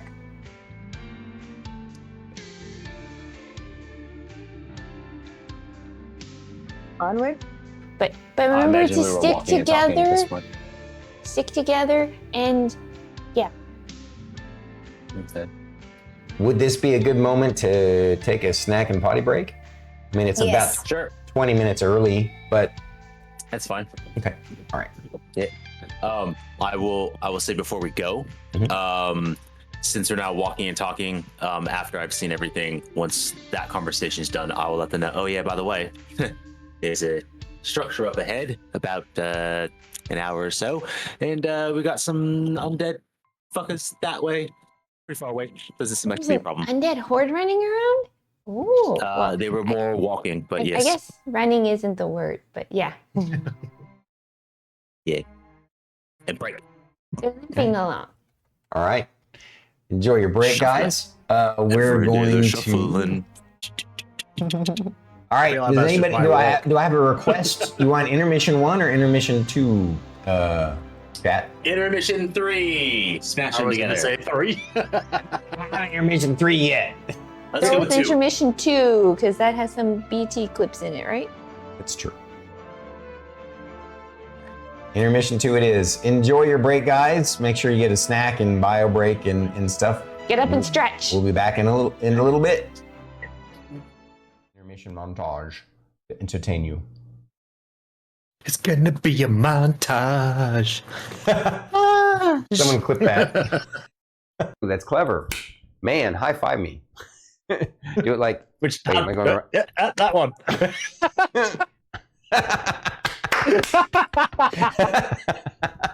Dude, I'd like to say I was 100% not trying to remake that clip, but I genuinely had no freaking idea because this is a new scene. Someone clip that. All right. Fuck. Where I was like, wait, let me help you. Let me help you. Blessings of goo upon you. And he gives you guidance. It's an extra D4, right? I hope someone clips that. Yeah, I believe it's an extra D4 for guidance, correct? Yeah. Yeah. Also, thank you for the 50. I dropped the dice. All right, 18. I'm gonna do the there. Are you doing the monkey toast thing? Did you guys see that? Yeah. We all saw that. I'm sure somebody's gonna clip it now. $5? No, just. Huh? That'll be $5 thing? No, just kidding. Has come in handy somewhat. I didn't know fighting would be this much fun. I'm looking forward to what happens next. P.S. Journal, why does Miss Thyra's sword call her Dommy Mommy? I'm not sure. I know what that means.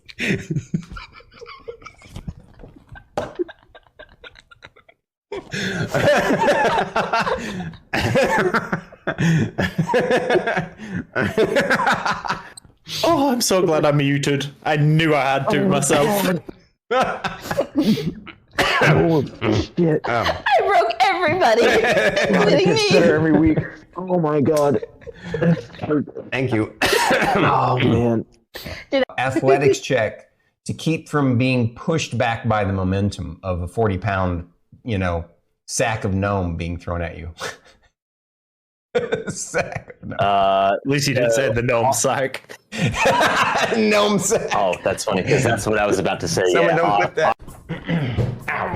Ow. Ross moment Stop has ended. eating my butt. Freaking chair. Thyra's gonna walk up next to Sindri and just look down at him and go, "Uppies." It was,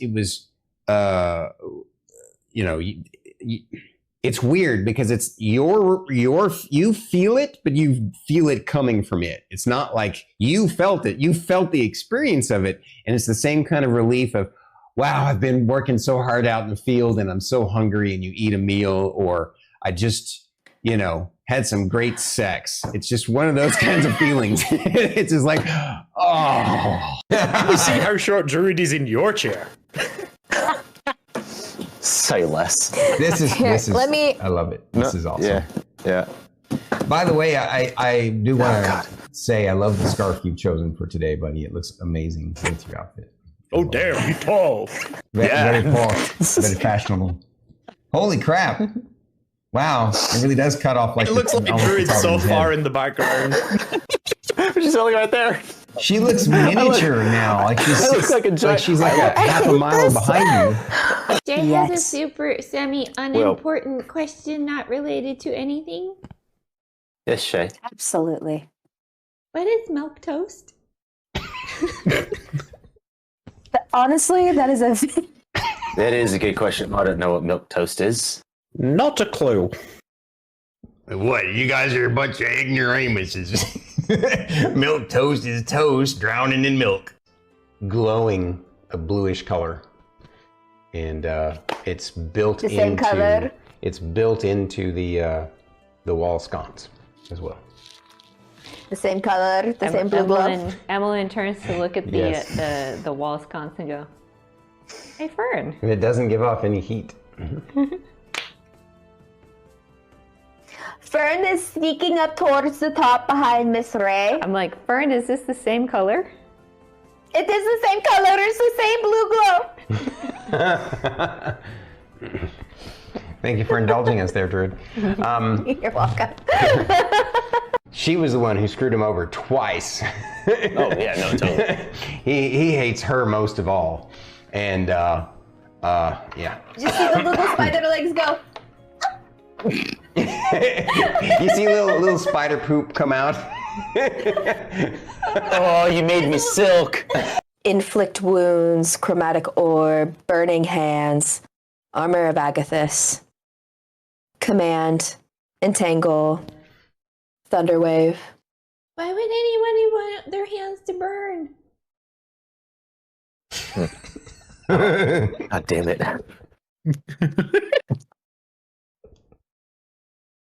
I was alright with that until it just went, God damn it. Yeah. Because I almost just... See StarkItty laughing at her own joke. I almost spit coffee everywhere. Thank you. I was laughing at the reaction. Shae, listen. So you have defeated. Oh, and I didn't even whip it out. I went to. I had a figure for the scarecrow. It's not an actual scarecrow, but it looks kind of like a scarecrow. I'll show it off. Broke BT. I did. Yes. Whip it out, baby. I think I know what comment. It's about proud. All right. Just we need to breeze. I think you broke Aries too. I think Aries broke Aries. The wang of Stormkeep. What? Can we get that on a t-shirt? Can I yeet the gnome? So it depends on where you want to yeet, but yes, you could yeet him. You could Directly yeet him over at to Merrik. him Merrik. to catch, or you could Straight- yeet him to one of these Merrik. squares. No, I want directly at Merrik. Tonight's episode 74, comes about because of last week's episode 73. And so, And before episode 75. okay, Power for that one. That's right. So, Okay, Storm is still Foreshadow. processing. Yeah, I'm still processing that episode. I need to get with my producer and get this one fired. No, I'm just kidding. What are you talking about? I am a producer. Oh, right. I don't know if you can use the processing ability. Oh, he tricked me. Damn it. I applaud you, BT. Applaud you. What a dick. Yeah, I'm gonna touch the tip You're too. gonna touch the tip. You're gonna touch the tip. Just the tip. Just the tip. So Yeah. the tip of your finger to the tip of the sword, tip to tip. You give it a little poke. Because we're You give it a sword little fighting. poke. Okay. God, someone's gonna clip this. I fucking know it. All right. Okay, this is Fern talking, okay? The best part about it is that you could put a little dice in his mouth. And it looks extra derpy. You can't really tell. Stop to hide your face. I'm about to spit my tea out. You're gonna get along with Merrik really well, I think. Shay's just kind of standing there going, Oh, yeah. I'll get along with Merrik. I'll get along. He's good. He's good. He's a good guy, I guess. You know, he's got that creative flair for shit. You know, I like the creative people. They got the impulse. You know, they got that creative juices flowing. You know what I'm saying? Oh, man, yeah, definitely. And, oh, look at this. I love my new master. She's awesome. Look at her. She's just tough on everything. She's my dommy mommy. Oh, yeah. And then over there, oh my God, look at that sexy little beast. Look at that sexy little Sindri. Look at you. Boy, you're so hot. I'll bet you got a third leg under there, don't you? You know what I'm saying?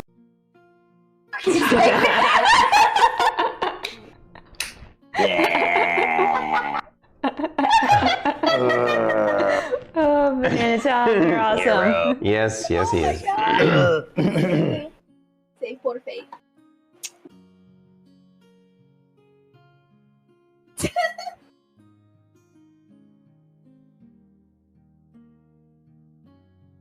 Talk shit. How dare you talk shit? I will end you. Now the creature, it goes. Lord of potatoes. You know, it took me a moment to process this. Yep, I said it. But I just had this intense urge to just like pet you, like this. So, intrusive thoughts. Yeah.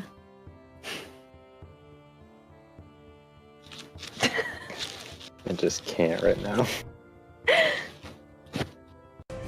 as she says that to you, and you all are processing what you're experiencing, damn it. I got myself on that one. It's the best word for it, though. The 13. Considering we would be. correct, because You know will how hard be it is to get this I accent? know. I'm sorry. I For love me, you. I struggle with it. I'm sorry. I struggle with it so much that I do it on my outside of this. That's how I was with I Fern. know. Okay. Oh, You guys are This is the color amazing. blue. They're This is what I've been seeing. It's the same color. It's the same blue glow. someone it's the clip same that. green. It's the same green hair. Oh, You guys should try high fives again. We're good right now. Wait. Oh, I got it that time. Boom.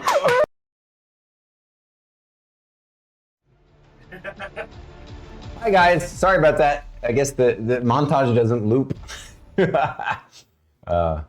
You guys, we're still technically on break, Druid and Fate, so take your time. This is his favorite toy. Oh, that's And he looked Naboo's very favorite toy. confused to say that I had it in my hand. He's like, "What are you doing with Fox?" Tarkonix would approve. Hello, Spiper. Spiper! I'm using that a hound is best friends with a fox. That is a cute toy. is it the fantastic Mr. Fox? No, it's a Kinder Fox. It came with a Oh. big Kinder egg. Alexa, remind Yeah, me in for some 10 reason, minutes it's the to only one. get my tea. Alexa, red alert. You hush now. Or did you unmute your mic? I don't mute my mic during breaks. Oh, you don't? Oh. I just take it off and put it on the table. Because I've been For known the to record, forget to Faye, unmute. I've got him with that before.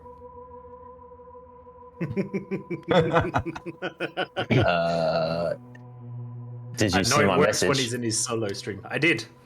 Okay. What did you get me with? The red alert thing with Alexa. Oh, yes, you did. It won't work as well here because the device is way over there in the living When room. you're upstairs, it's perfect. Yeah, but upstairs it's literally like this. The speaker behind the monitor is pointing right at it. Oh. Something Nice. happened and I missed it? Yeah, he did something. He activated controlled Alexa Alexa. on the stream. It was funny. Did somebody clip it? I don't know. No. Can I always don't. do it again. The thing is, I think my mic settings upstairs, like no one heard the Alexa, so it was. He heard you. Yeah. It was basically a really good prank on me and no one else. No one got to witness it but me. So the funny thing is, our Sunday off-stream group, they have an Alexa as well. So when they're talking to theirs, it activates ours in our living room. Yeah, it's really. So they're like super connected. They even buy the light bulbs that are connected to the Echo, and so we'll be playing, and they'll want to either change the dimness or turn on a different light. And our Echo is like, you don't have that function set up. Nice. You okay over there, Druid? Yeah. Okay. Oh. She's doing druid things. Spiper, you're making ice cream? Cool. Well, It would go well with a chocolate cake, huh? It's too hot for him to bake. alrighty. You guys ready? Yup. Okay.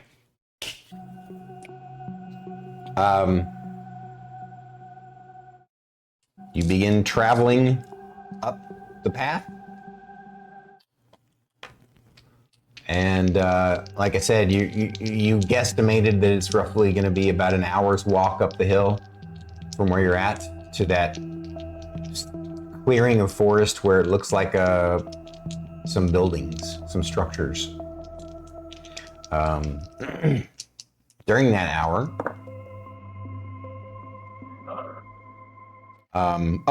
one last description for everybody in chat and for you guys too.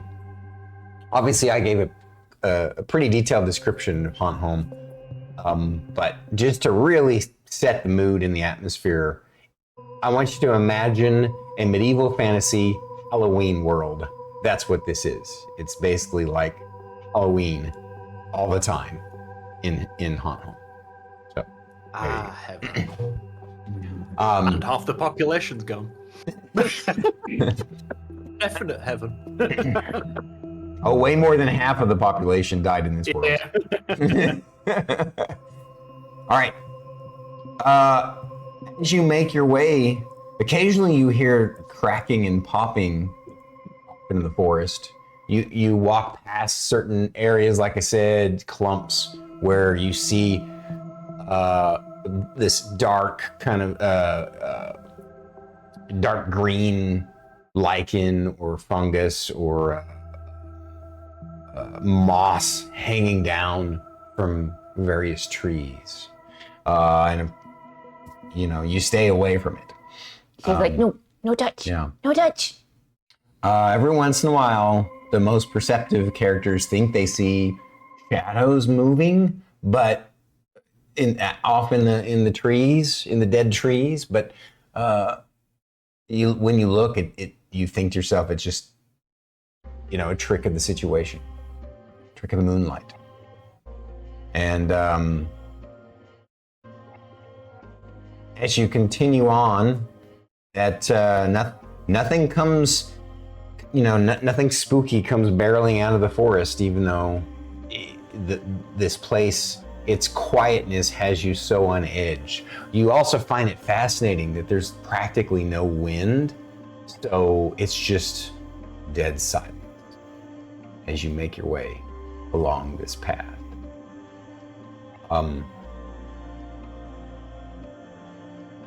You know, roughly about 45 minutes into that walk, this wasn't something that you could necessarily see from the angle that you were at and the height and everything, but the trees are starting to get more sparse and clear out a little bit. And it looks like, from what you can tell, a lot of the, not all, but several of the dead trees were cleared, and you see haphazard gravestones, just kind of like all over the place, and it extends for another like. It's shocking because it's just like a giant graveyard, and interspersed amongst these kind of gnarled trees. You know, it's as if so many people died that they needed to clear out parts of the forest just so they'd have space to bury everybody. And you do also notice that a lot of the graves are disturbed. They're like open. They're just look like old holes or pits at this point.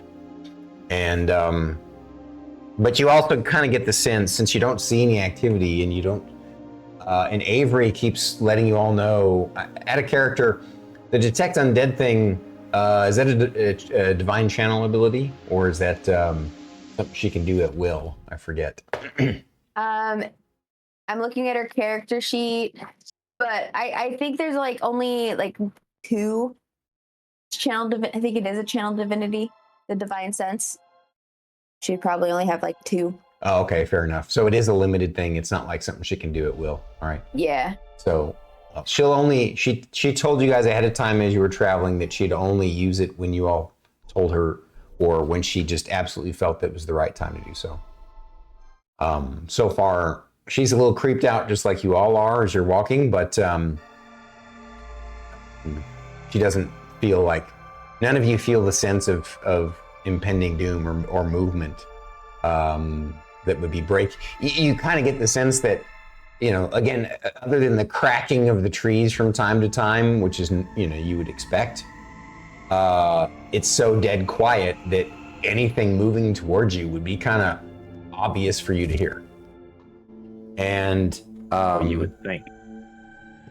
So again, as you walk on another oh yes, go ahead. I just wanted to give you some clarification on what's on her character sheet that you put in the Discord. She has the divine sense good and evil 4 times a day. Okay. And then her channel divinity is either +3 with a weapon or turn undead. Perfect. But I don't know how many is for that one. I'm assuming it's 4 charges. Yeah. So divine sense in the book says you can. It's an action to use it, but you can use this feature number of times equal to 1 plus your charisma modifier. Gotcha. Okay. Thank you. I'll run that quick break. Player question. Yeah. Would there be a way for someone to almost ready a firebolt, but then not fire it as a way to warm themselves up? Because the way I'd imagine it, from his dragon ancestry, it would surge through his body. So technically, could he in theory, keep readying that action? Yeah, technically, according to the mechanics, the answer is no. What a ready action does is you effectively cast the spell, but are using your willpower and concentration to hold on to it until a different time within the round, right? So, okay. But thank you for asking. Yeah. It's just something I figured that'd be kind of curious. But can't you, with prestidigitation, also warm or cool? I can warm myself up. I was just trying to see if there was another different way of doing it, rather than just repeating the same thing that I've done, but opposite. Gotcha. Alexa, cancel.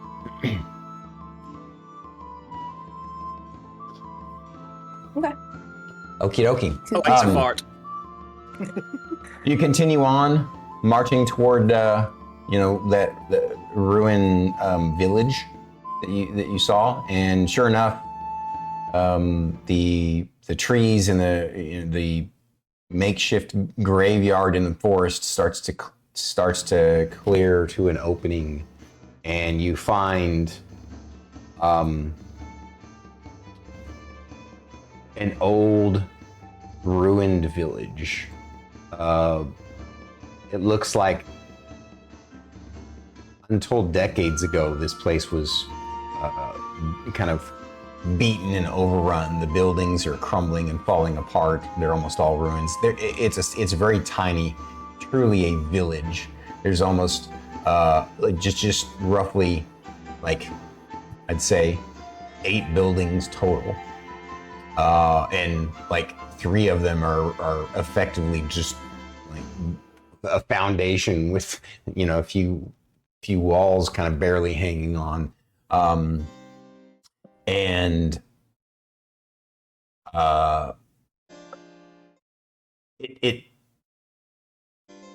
the village feels, it's lit up by the blue glow of the moon about this time. You know, just maybe it's coincidental, but the sky clears just enough that a kind of blue glow beams down on this ruined village. And is it the same color, the same blue glow? Sorry, Druid. No, it is not. It is not. It's much more subtle. Like I said, think of a James Cameron movie. I don't know if you've ever seen a James Cameron movie. Probably not. Probably. Anyway. Did you see The Terminator 1 or 2? I've seen it on the television in passing. Okay. Well, then you've seen it, but I can see why your memory wouldn't have stored that. So what that is James Cameron, when he made his movies in the past, for whatever reason, the way they color corrected and the type of lighting and the cameras that he used, a lot of his movies had kind of just a slight blue hue to everything. Anyway, and that's kind of what this is like. No, it's not the same blue glow. No fun in here. I think Fern would be very, very upset on this world. Yeah. So you all are basically standing between, you know, you're flanked and surrounded by this kind of half forest, half graveyards, and standing in before you, blocking your, you know, the path goes through the village and continues on upward another, like it flattens out right here for this village, obviously. And the path you can see goes on past the village. So at this point, it's up to you if you want to just continue down the path, or if you want to try and go around it, or if you want to explore it.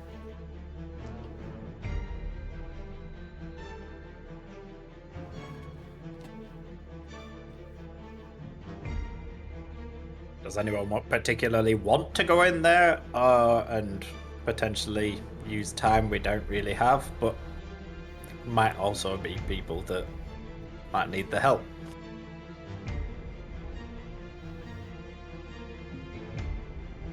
My only thing is I would rather just a quick cursory, just to check.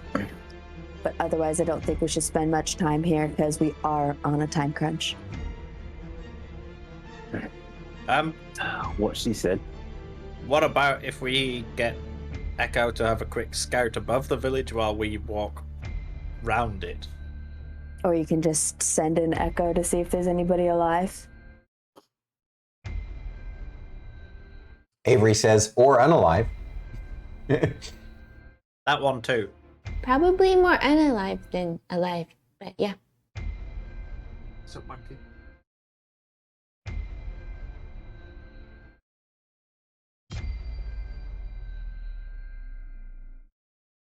You up for an adventure? Echoes like.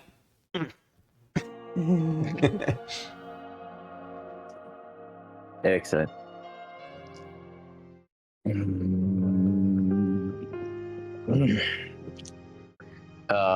I'm gonna just assume someone's standing next to me because that's usually what happens. If no one is, that's fair. I'm not as a player, I don't expect it. As a Merrik, he assumes someone's there. Huh? Yeah, a strange green light that way in that building. And it is to the right, so you pointed perfectly. On the right side of the village, the right side of the path. It's kind of tucked in between some of the other buildings in the middle. Sorry if I keep breaking with laughter. I just keep hearing a random move from behind me. Oh, is it? It's playing with the target, and every now and again it's just a strange undead place. This with cows. Would Merrik saying the green glow trigger anything in Shae from her ranger training? Oh, so you did share that you saw the green glow with the group? Yeah, I say it out loud as if someone's standing next to me. Right. Yeah. Whether they are or not would is... be standing close to Merrik. You don't recall anything specific about green glows necessarily, other than you know, they did share that the undead of this world have lots of variations. I mean, you know, you don't even know if the green glow is undead or not. It's unfortunately, you know, like, you know, you got several weeks of training, but your more advanced training was supposed to happen after that mission you went on. Mm. Okay. That, of course, led down the path that you're on right now.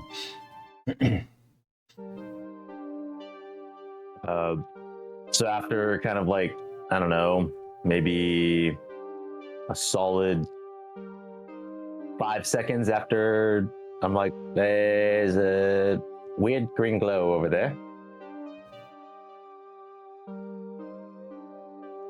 Are we going to go check it And out?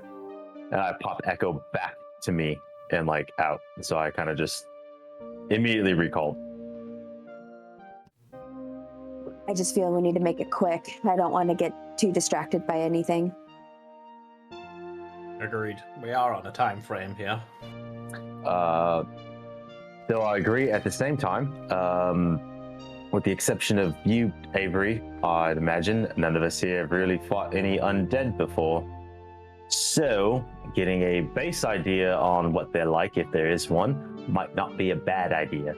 I understand the time crunch, but if we don't know how to deal with what we're dealing with, potentially. I mean, we can talk and walk Yeah. quietly. Ooh, should Shae go scout ahead?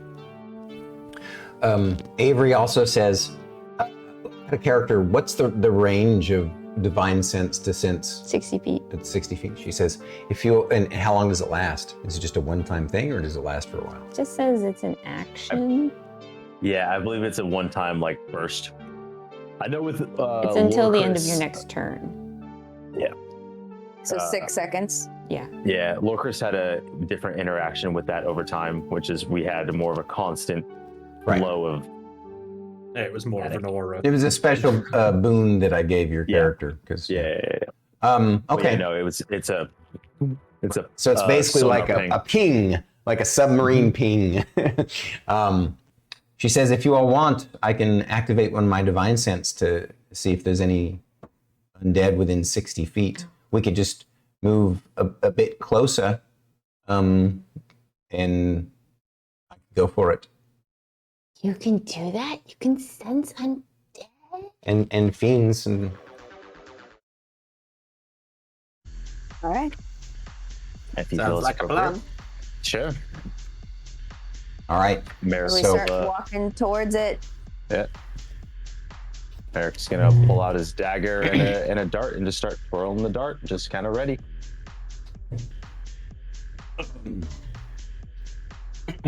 Sindri also swaps from walking reasonably casual with these staff from being like a walking staff to I'm ready to bonk something staff.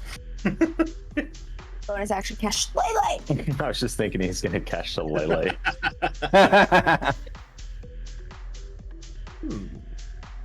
He's just, hey, you're like, what are you The doing, druid man? thing is You're a like, feat.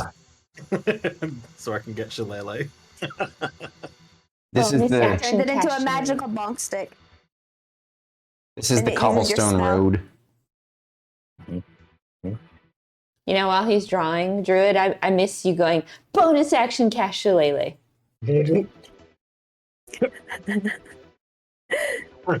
I think I miss, just felt tea come out my nose. I miss hearing Philip says hit him again. I think everyone misses that. Yeah. And you know, there's a little bit of me that misses the original Bardic Inspiration, where it was when the Doom music kicks in, the only thing they hear is you. Yeah, that, Yeah. Was, that was good stuff. That was good. That was I good. kept forgetting that, and then I was like, you know what? I want to incorporate Philip a little bit more into this campaign. So that's why I was like, Philip loves you. It's your Bardic Inspiration. Yes. The Yeah. blessed deity Naboo loves you. No, I'm just sometimes I don't say much because I'm if Fern was here, she would not stop talking to the goober driver. If Fern was here, everybody would absolutely despise her in a professional setting. You don't get to come to the meetings. We'll give you the cliff notes. Yes, Fern has no filter. Mm-hmm. Yep. So I don't know anyone like that. Druid, can you imagine a conversation between Fern and Shae? I know it would be too good. I want a conversation between between Fern and Druid. Just lock them two in a room. See which one We would comes be- out alive. Oh, we would come out best friends. I know what that's like. What do you mean? You know what that's like? Huh, sir? You motherfucker. What doing? Yeah. Because I also know what it's like to be locked in the same room with Lorcris. It's just...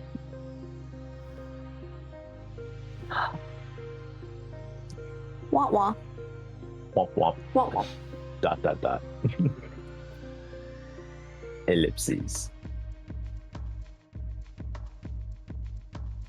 At least you won't sink as much if you decide to go swimming with your clothes on this time. You wouldn't sink at all. You have no. Oh, You you have actually. some. You have light armor.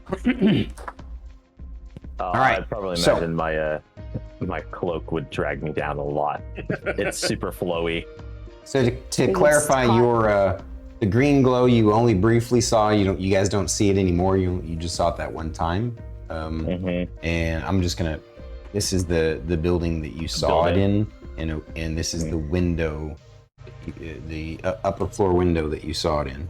It's on the second floor. Got it. Yeah. And let's.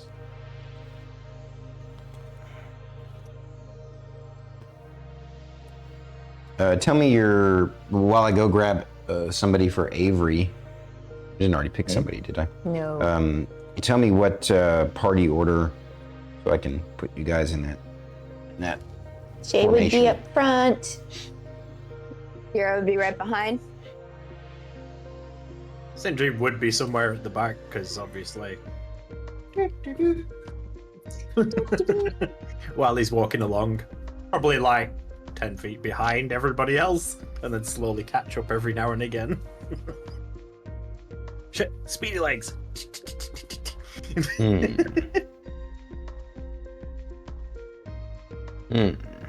I just imagine Sindri running, and it looks like when people put dogs in little like costumes where they got the fake arms and they run and the arms swing.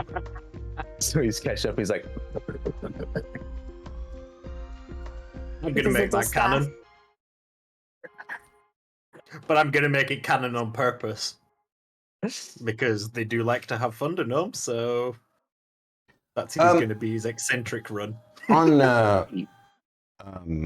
Avery's character sheet, what armor was she wearing? Slam. Plate? Half plate? Plate. From what I remember. Full plate or half plate? Full from what I remember, but I'm just gonna look Wouldn't at it be extra plate? Oh God, he dinged himself there. What the hell? If I didn't do it, somebody else would, so I got ahead of that. So was it plate? Chainmail. Chainmail and shield with a long sword. Chainmail. Oh, you know what? I found. Yep, this is pretty perfect. What's up, monkey? Right, just give me a second. I'll test if the boy actually needs to use the bathroom. What do you think? But I don't believe That it. works. Go. That's good. All right, so Shae's up front. You're gonna be 5 or 10 feet ahead of everybody. 5. Okay. Because I did tell everybody to Thyra. stay close together. Yeah, Thyra wouldn't let her more than 5. All right, would Thyra be behind her or next to her? Just behind. Okay. For the record, Avery is actually wearing chainmail armor and has a shield. That's Yeah. what Drew just said. Sorry, the last I heard was plate. Yeah, it's both BT and I said chainmail at the same time. Anywho, here we go. Whatever. I think she kind of asked if she could be basically up front to get, that way, since because she's going to want to use her ability pretty quickly. So now basically, do you want to have Merrik behind Avery or Sindri behind Avery? You ready? He said Sindri is. Sindri said he's in the back. Okay. Yeah. There you go. All right, there's your party formation. You need to get within 60 feet of that building.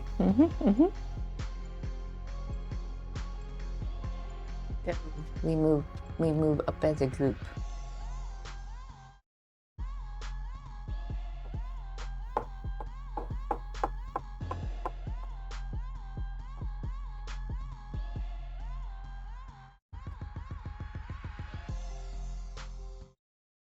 So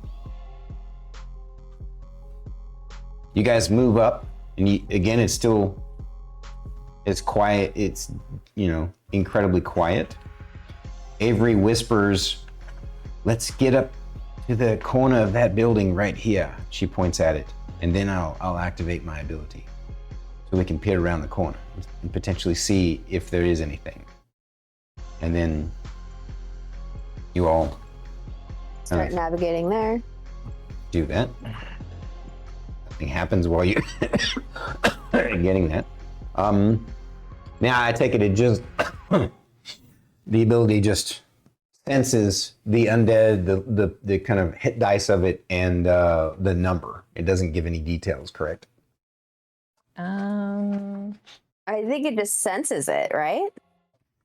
So divine sense. The presence of strong evil registers on your senses like a noxious odor. The powerful good rings like heavenly music in your ears. Or powerful good rings like heavenly music in your ears. As an action, you can open your awareness to detect such forces. Till the end of your next turn, you know the location of any celestial, fiend, or undead within 60 feet of you that is not behind total cover. You know the type of any being whose presence you sense, but not its identity. Within the same radius, you can also detect the presence of any place or object that has been consecrated or desecrated. Gotcha. Okay. Also, while we're at the side of the building, Stormy, Sindri's absolutely going to be hugging the wall, but keeping an eye backwards. Okay. So you're not looking around the corner. You're checking your six. I'm watching our backs here. Yeah. All right. I'm gonna do a slight, subtle house rule alteration of that. I'm basically just gonna dump the Total cover? the total cover part, because I see it as you're just sort of sensing in a general direction, kind of where Using an aura. Yeah, it's yeah. So, I feel like that limitation is just not necessary. All right. So as soon as she does her paladin submarine ping, you guys basically see her trace wind in the air and then lift up her hands, and her eyes and the hands glow briefly as she activates it. You see this kind of brief, really fast wave pulse of magic shoot out in a 60-foot range, and she suddenly her eyes open wide, and you see her reach for her sword, and she says,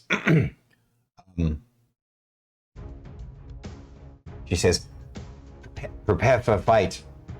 And it said it knows what type. You know the type, celestial fiend or undead, of any being whose presence you sense, but not its identity. So, like, if it was a named undead character, like Straw, you couldn't tell that it's him. You'd just be like, it's an undead. She says, she said, prepare for battle. There's a ghost and skeletons and undead in this place. I draw my sword. And apparently her ping, the fact that she used her ability, even though under normal circumstances here, I should say this well on screen. Under normal circumstances, it wouldn't have any impact or effect on the people that she's sensing. But Haunt Home is a different kind of world. And her using a divine ability in a place where divine abilities haven't been used in decades, maybe even over a century, it has an effect, some kind of mystical effect. She is now a beacon. Yeah, it's like, she's basically painted a target on herself. And it basically, anything that she sensed now suddenly senses her too, and knows exactly where she's at. And so, yeah, let's roll for initiative. She has a +0 to initiative. Fun fact.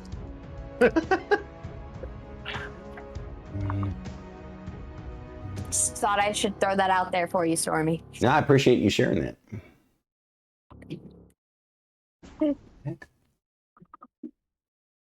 What'd you get? 16 +3, 19 total. Nice. Thyra did good on initiative today, guys. You can just. Shae, Whatever, not Ashley so Johnson. much. I said whatever, Ashley Johnson. Listen.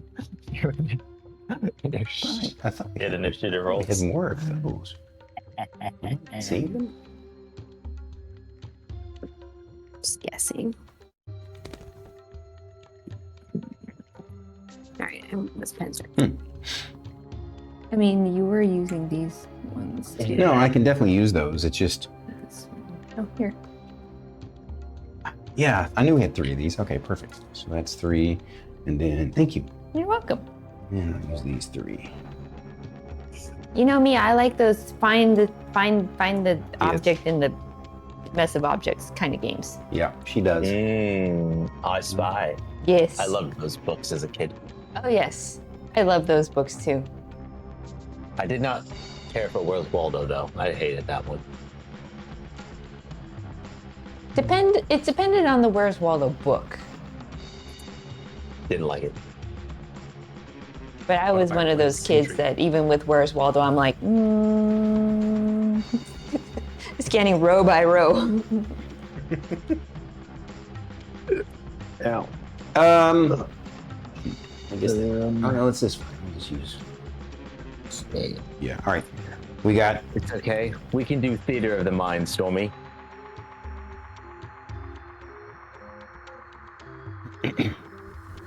came really close.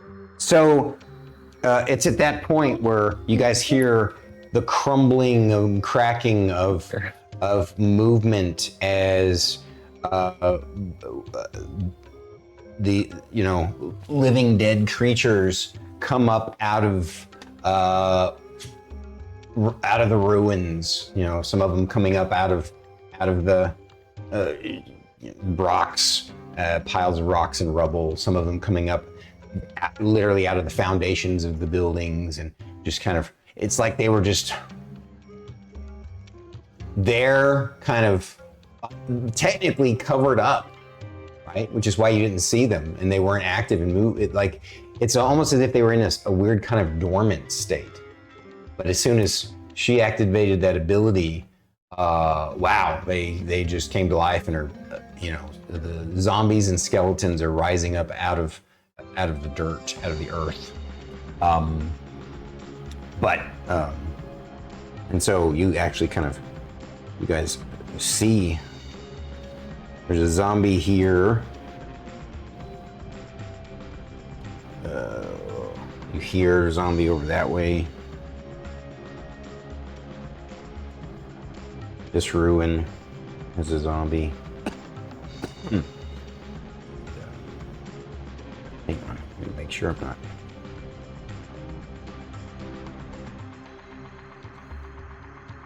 And then over here is a zombie too, coming up out of this room. So there are 4 zombies.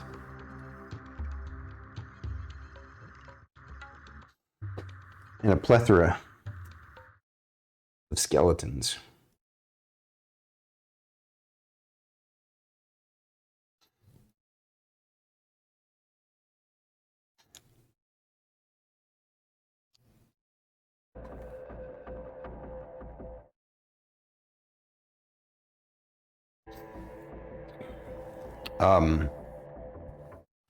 She did say skeletons, zombies, and a ghost.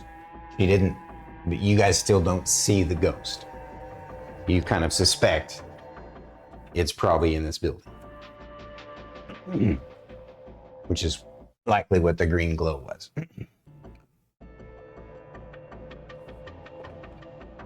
Alrighty. Shae. 8. 8.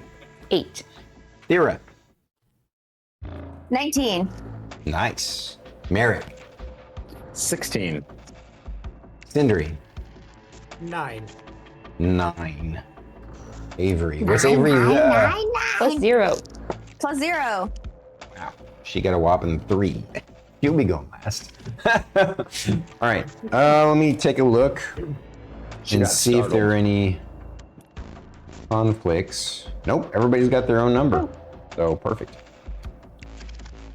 Because I had already rolled the initiative for the monsters to speed things along. Thyra, you're up first. I'm going to first and foremost. Oh, by the way, Remember how the fuck to play my character. just to share, even though this guy was outside of her 60-foot range, as soon as some of them started coming up out of the ground, it was like they were kind of all in the same state, and so they sensed each other coming up out of the ground. It's almost as if they're acting in unison. It's kind of creepy. I'm gonna use my bonus action to invoke my giant's might, so I'm nice and big. So I don't do subtle. The better to bite you. I think we were using the grill on for you, weren't we? Mm-hmm. Which square or hex is this one in, since he's kind of in between? Okay.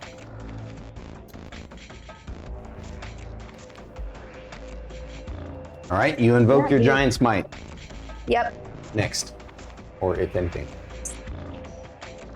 And then I'm going to move towards just continuing on the cobblestone path towards those two that. Yeah, just my 30 feet of movement. Do you want to be able to get to attack one? So, is that a wall between us or no? No. This is a crushed building. It's kind of open at this point. Oh, so if I can reach one, then would like then to you do will. that. Okay, all right. I was trying to see if you could get in between and both of them, but you can't. So 5, 10, 15, 20, 25, 30. Cool. Then I will attack if I can hit him. That's a zombie. Go ahead and roll me your attack. No, Shae, no sleeping on the job. I imagine Thyra as she, thanks for the alert. I imagine Thyra as she's running over, she's like getting big as she's moving. Yeah. It's just like one arm gets big and it's just like, and then she just goes down and swings. Sorry. That's fine. That's perfect explanation. 16 plus 7 to hit. Yes, definitely hits. 23. Cool.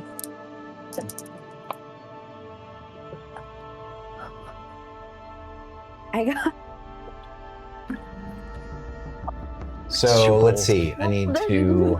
Roll max Ooh, damage. I need to put Just numbers on max these damage guys. on both my D8 This and will my be. D6. I'll be 1, 8. 2. 21 damage for my Alright. first swing. Hang tight for a sec. 3 and 4. Right.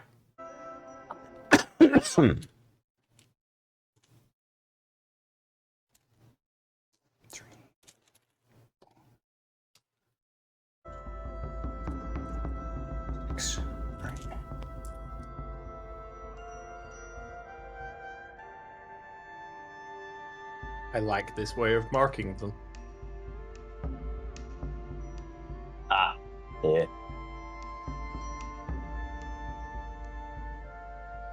Okay. 21 damage to zombie number 1.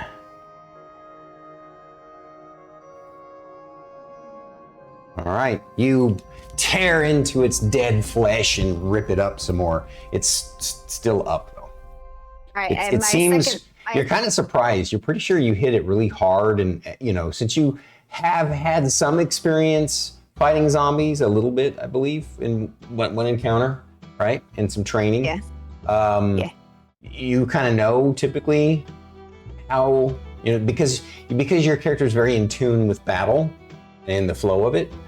You get the sense that this zombie is a little tougher than your average zombie. It should have gone down from that hit, but it didn't. So. all right, my second swing is 17 plus 7 to hit. Definitely hits.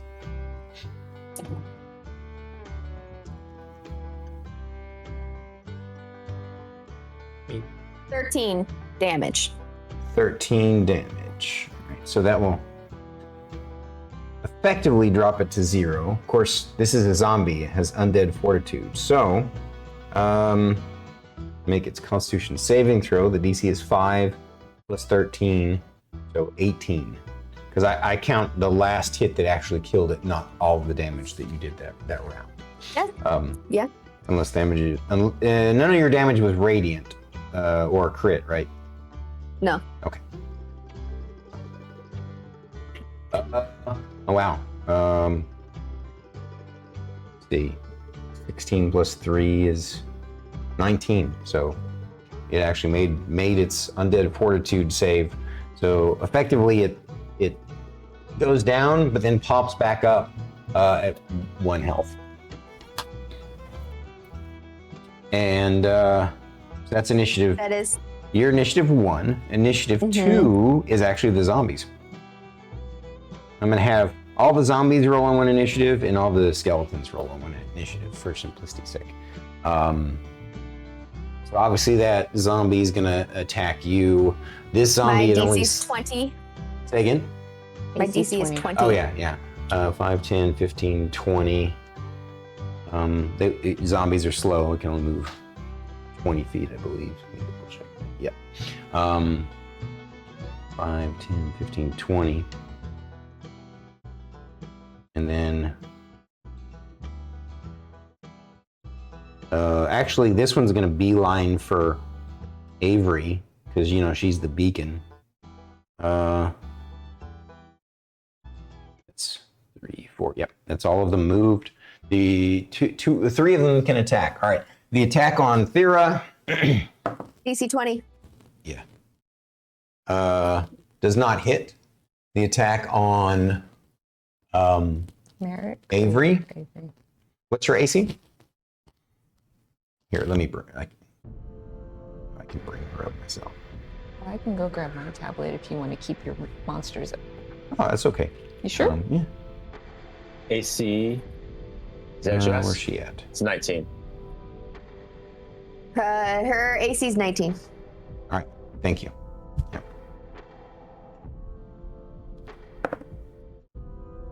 Holy shit! I rolled a natural 18, and the zombie has a +3 to hit, so he actually does get a little slam on Avery.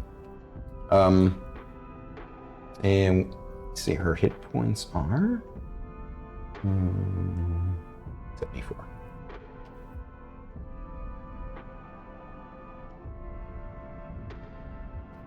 Its damage. D6 +1. Max damage.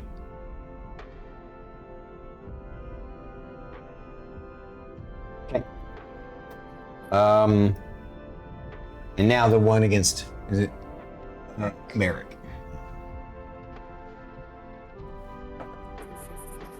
Does not hit. All right, so that was initiative 2. Initiative 3 is going to be Merrik, actually.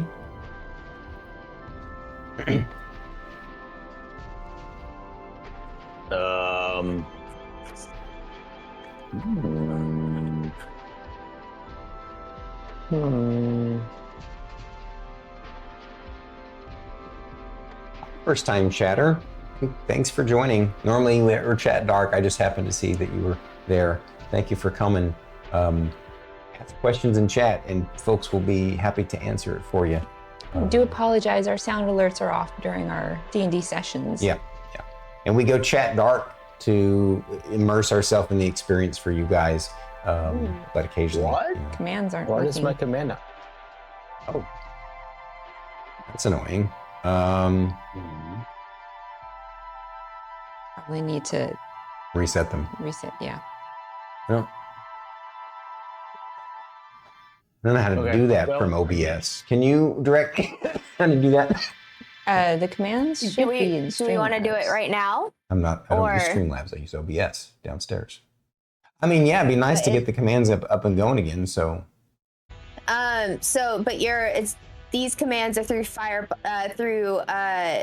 your Streamlabs still, correct? oh, I see your point. Yeah, there's Yeah, no so way you're for me gonna have to log into your Streamlabs dashboard yeah, to access your cloud bot. Sorry.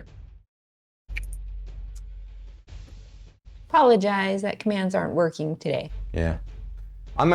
I guess by next week, I need to make it a project to rectify that by installing Firebot down here and moving everything to Firebot. Okay. Anyway, Merrik, your turn, sir.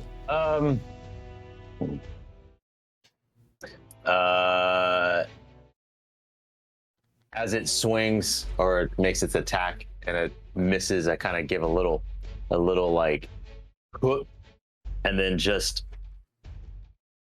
firebolt. Okay. Firebolt to the face. Like, yeah. Yeah. Gotcha. Okay. 18 plus 7 to hit. Definitely. Cool. 2. Just to refresh you guys' Nice. memory, zombies have an AC of 8, so. Where's my other one? I think Yeah, for okay. most of you, it's basically like not rolling 2 or 3. Anything below 2 or 3. Oh, yeah. And this is zombie number 2, looks like. 16. Yeah, 16. 16 fireball damage? It's 2d10. Oh, you're And up I to rolled a 9 2d10 and a now. 7. Okay, cool. Yeah. I didn't realize that you already were. Awesome. That makes me happy for you. All right. Next. No, sorry. Do you have anything else you want to do? Bonus or moves?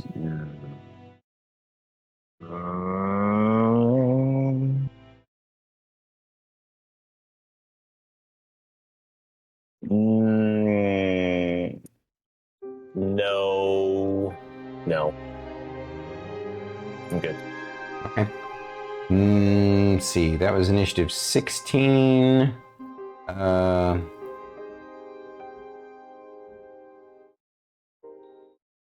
Okay.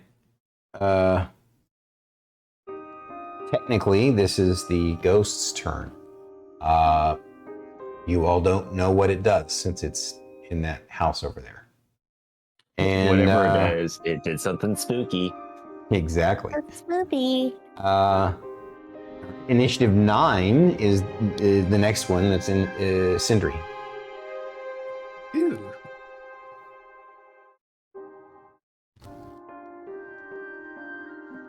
I'm gonna go with Firebolt, but I'm going to use Twin Spell so I can hit both zombies. The one that's number 2 and number 3. Perfect.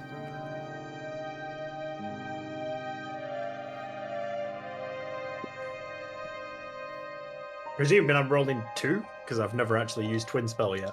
Yeah, So you am I have to roll using 2 two attacks. D20s? Correct. Yeah. Yeah. Mhm.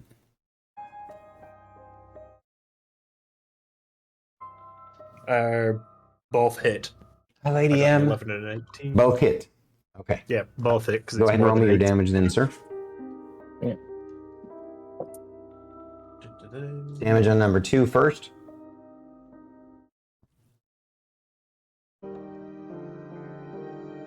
That's 10 to number 2. Okay, that's Exacxes. Let me roll his little undead fortitude nonsense. And that damage was 10, so the DC is a 15. But he rolls a 1, so scratch zombie number 2. He is re-deaded forever. I'm just gonna actually, yeah. He just basically crumbles into viscera and dust. And the other one takes 13. 13. All right. Well done, sir. Well done. Anything else, sir? I'm just gonna move 5 foot towards that skeleton. So basically. So if you do, then this zombie will get an attack of opportunity. Oh, I thought I just killed them both. No. You hit this one, no, but no. it had not been injured. Okay. Yeah. Okay, so I won't do that then. No, I'll just stay where I am. Fair enough. I got my 2 and 3 mixed up. No sweat. Which Yeah. way around they were. All right. The next initiative is going to be Shae.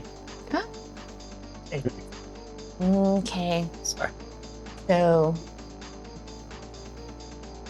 Shae is recalled some stuff from her ranger training, observing others. And she wants to try her best to try and slow down some of these skeletons. So she's thinking really hard and how can I slow them down, and she casts spike growth. Nice.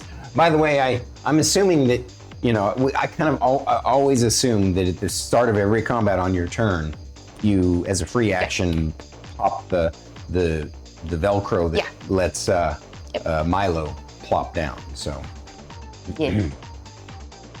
Milo is free. we actually have an actual Milo. Isn't this crazy? I love it. I know. So trying to slow down these guys. The 20-foot radius. Okay, let me grab the fireball spell effect, since that's fits.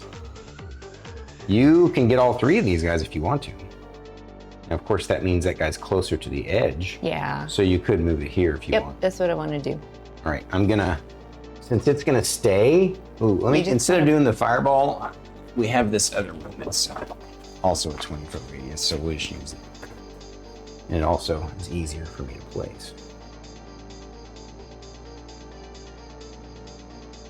Oops. Spin shit around.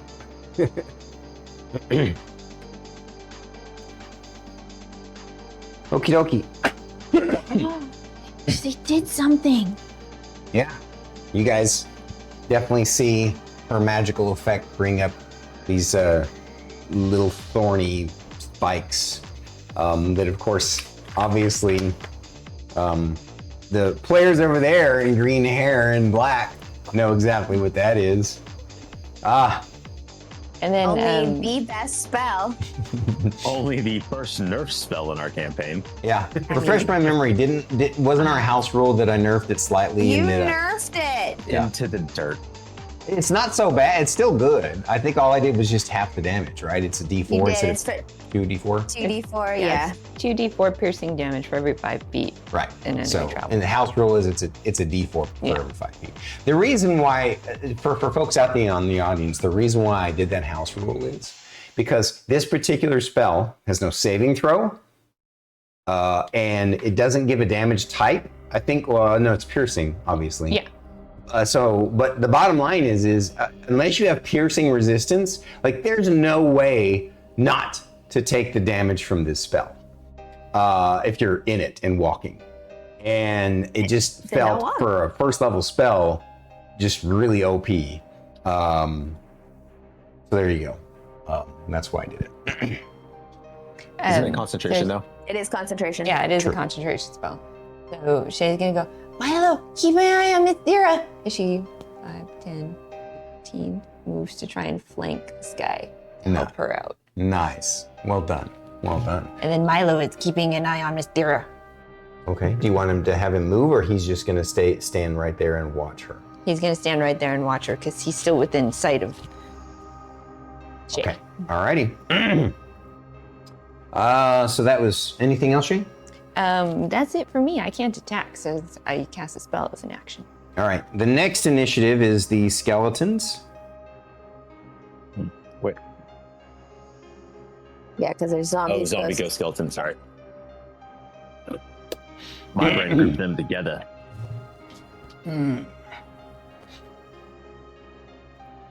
This one will close the distance to attack Thyra. This one actually is just enough movement to attack Sindri.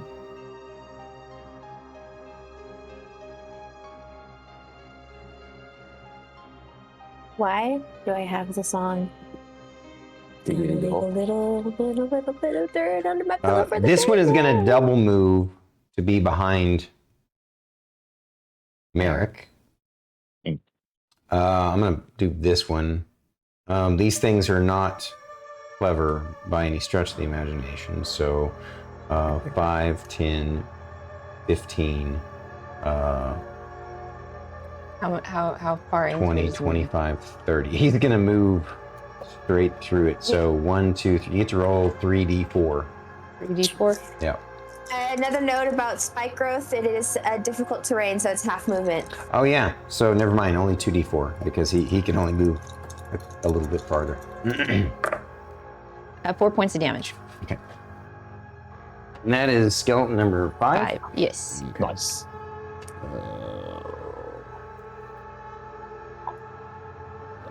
You said how much? 4 points of damage. Okay. And then these guys, number 3 and number 4, Half speed. 5, 10, 15. So that's So another. that's 3 shots on this guy. And this one's 5, 10, 15. Also 3 shots on this guy. So number 3 takes, oh God, 4, 8, 9, 10, 11. Nice. What's funny is, you sense how strong your spell is and everything. And well, no, in this instance, never mind. I was going to say, yeah. Anyway. And skeleton number 4 takes 8. Okay.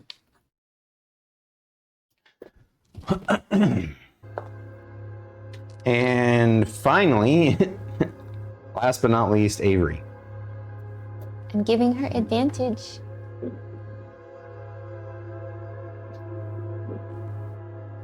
Not that it necessarily matters in this moment, but don't forget that when you're within, I believe, I forget what the radius 10 is. feet. 10 feet 10 for the feet. 10, worst. 10 feet. When you're within 10 feet of Avery, you get a bonus to your saving throws. I forget what the bonus is, if someone can look that up. I Plus believe- 3. Yeah. It's 3? Should be Okay. the same as proficiency bonus, I believe. Oh, it's the same as her profish? Okay. I believe so. All right. He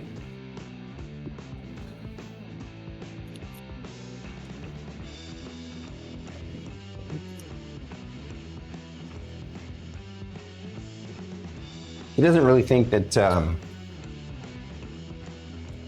these zombies and stuff are like a major threat. So her, let me look up her sheet real quick. Her weapon. It's a longsword. Right, thank you. So she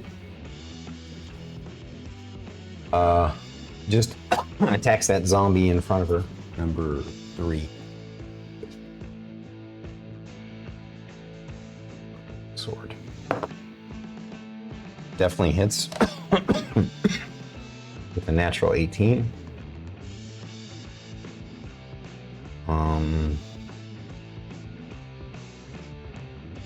Wait a minute. You already have 2 attacks? Really? Yeah, 5th level. Good level. I have. She have also 2 has attacks 2 as well. attacks. She does. Okay. That's good to know. Thank yeah, you. It's a D8 plus her strength. It's D8 plus 5. Did you roll at advantage D8 plus 5. in case she crits? Oh, she's not flanking anyway. You're flanking with Sindri. Oh, I'm playing from Sindri? Yeah. Darn. I need to move an extra 5 feet. You said a D8 plus 6? 5. 5. Okay, so that's does Yeah, sure. D8 8. plus 6 minus 1. and her second attack against Yeah, that zombie. A D8 plus 6 minus 1. Her second attack hits. Another 8 points of damage, which will put it to 0. But it makes it safe. So it's at 1, pops back up. All right. Top of the round, Thyra. I attack the one in front of me. All right. Still the zombie, not the skeleton. Well, it's the one I've been working on. Okay.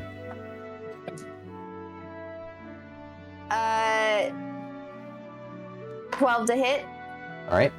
You don't have to roll damage because it's at 1 hit point. It's minimum damage. I just need to roll its stupid thing again. I love Right? how you call it a stupid thing. Yeah. I mean, I didn't like. Yeah. It didn't exist in 3.5. Zombies didn't have this thing. And sadly, I rolled a natural 19, so this one pops back up again. Your second I attack? hit it again. All right. I hit it again.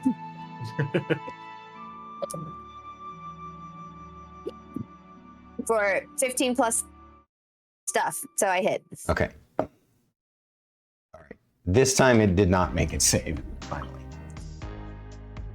Which zombie was that one? That was number 1. There's only number 3 left. I'm going to use my bonus action. Uh-huh. I'm gonna try to. The other guy's like right up on me, right? Yeah, the skeleton is correct.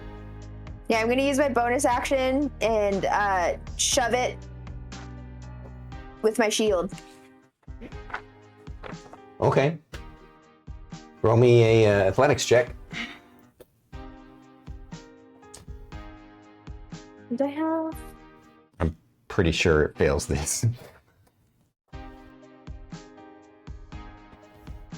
I have Nah. advantage because I'm giant.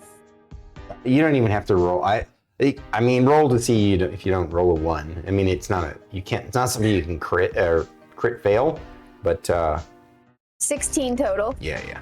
So, do you know how far they're pushed? Is it? I think it's 10 feet? I believe it's 10 feet. I feel like that's how much it is. So 5, 10. You shove them back 10 feet. Just imagine getting hit with a backhand from Thyra's shield with giant smite.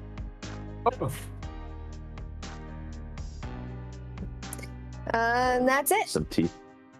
Yes, Pelican and sorry, I shouldn't be in chat, but yeah, that's true. Yeah, chat dark. All right. Cool. Well done.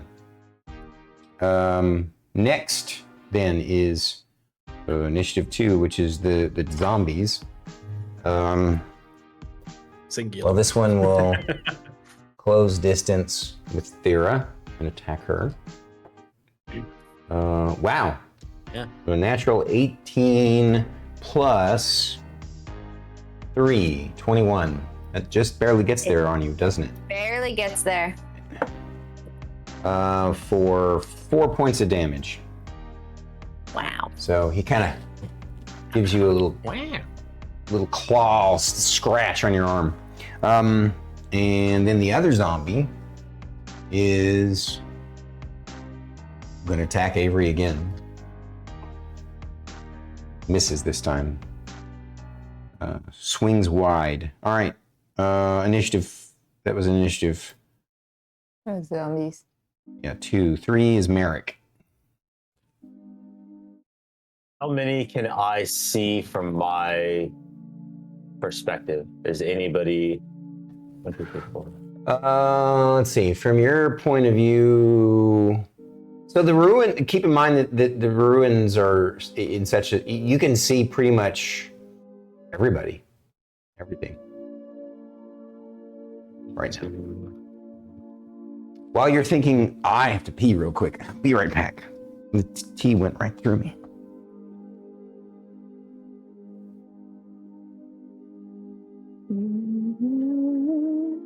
You know what? DM's gone. I'm taking the opportunity to. I want to double check the shield master feat though.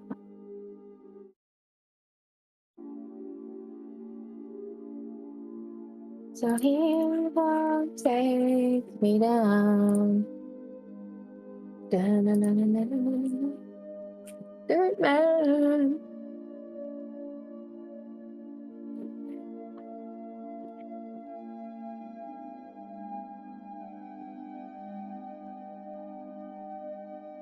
Shield master feat. Mike.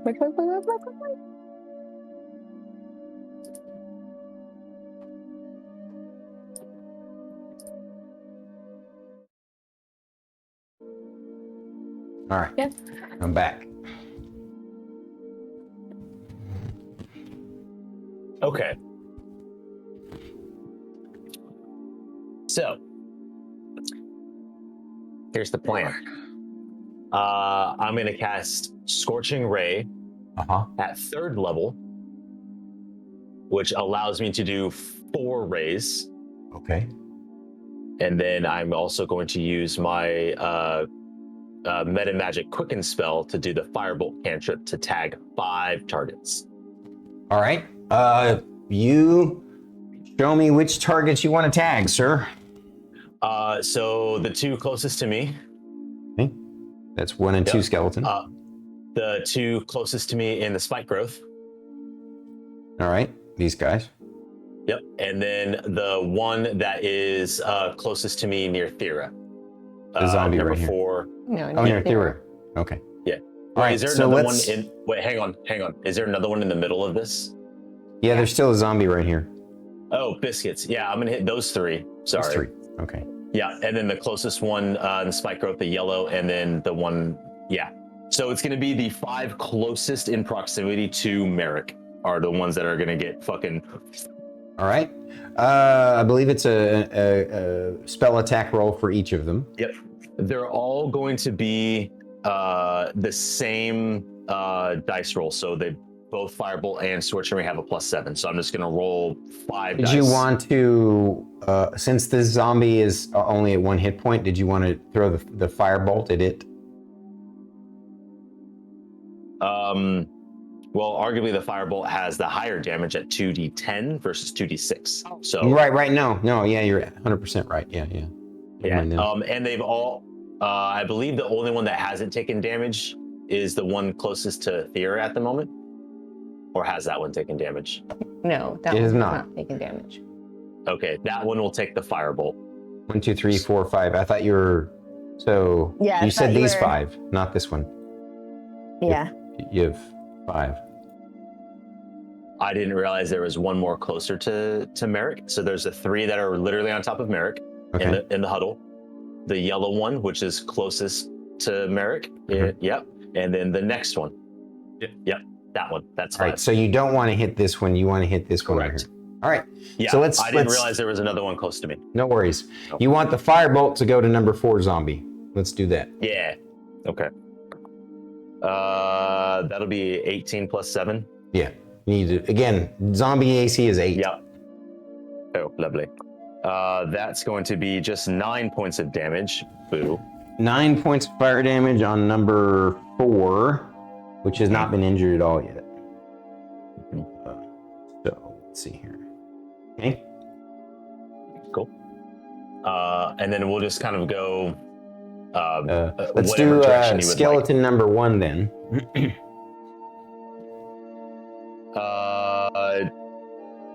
Ew.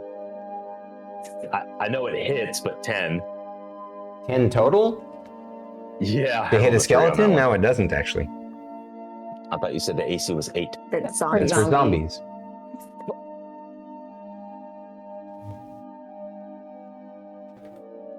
Okay, Next. roll for number 2. Number 2. Wow. That's trash. 11. Sorry, that also does not hit. Their AC is a 13.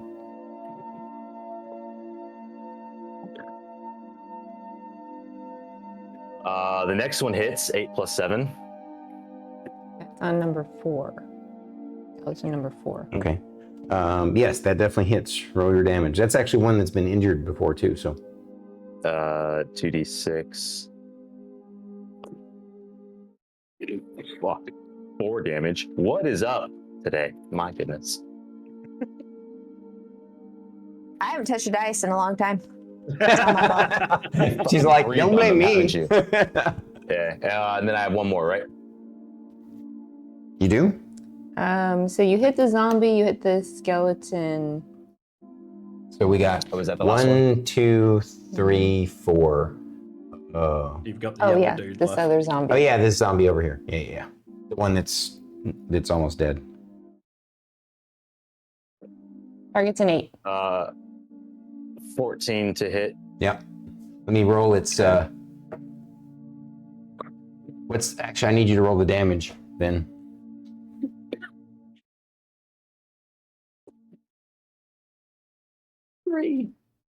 3. It actually succeeds on its undead fortitude again, unfortunately. You Whatever. tried. It was good. All right. No, he's fucking mad. Valiant attempts there, sir. Next is the ghost. Yeah, Are you whatever. done? Sure. The fact that there was 5 rolls and they were all just abysmally low is just the odds, and then both damage rolls were just like meh. So, I have the luck in this house today. All right. So that was Merrick's turn. Next is going to be. You don't oh, know what happens.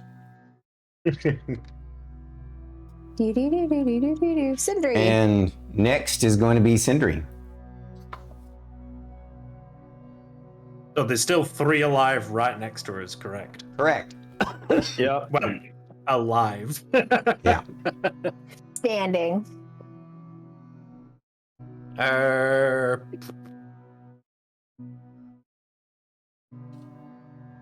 Would I be able to... Actually, let me look at the exact distance on it. Would a 15-foot cone encumber both the skeleton to the left and whatever it is that's directly above? Unfortunately, here I can show you with an actual. The answer is probably no. Where is it? Or the other way as well.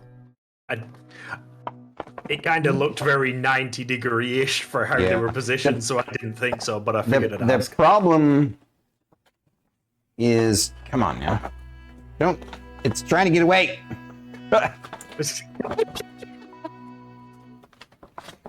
Spell, run! Here, I'll show you what I think I see the problem is. So the problem is to get this one, you won't get this one. And to get this one, you won't get that one. Yeah, to be fair, from what I'm seeing, I thought it wasn't going to work. I just figured I'd ask because Sure. it might be deceptive to how I'm seeing it. You could also move, like if you moved here, you would not incur an attack of opportunity from either one of these guys. And then you could easily hit these two guys, I think. Let me think. If you're here, yeah, you could easily hit those guys without hitting Merrik. I would be very happy doing that then. All right. So the reflex save of DC what? Dex save of 15. That's skeleton 1 and 2. +1 now. All right.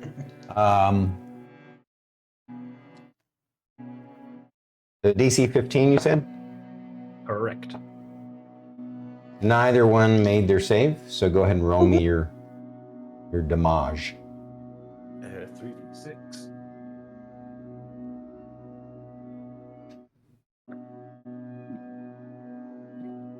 You're all surprised by how hardy these skeletons are. 12.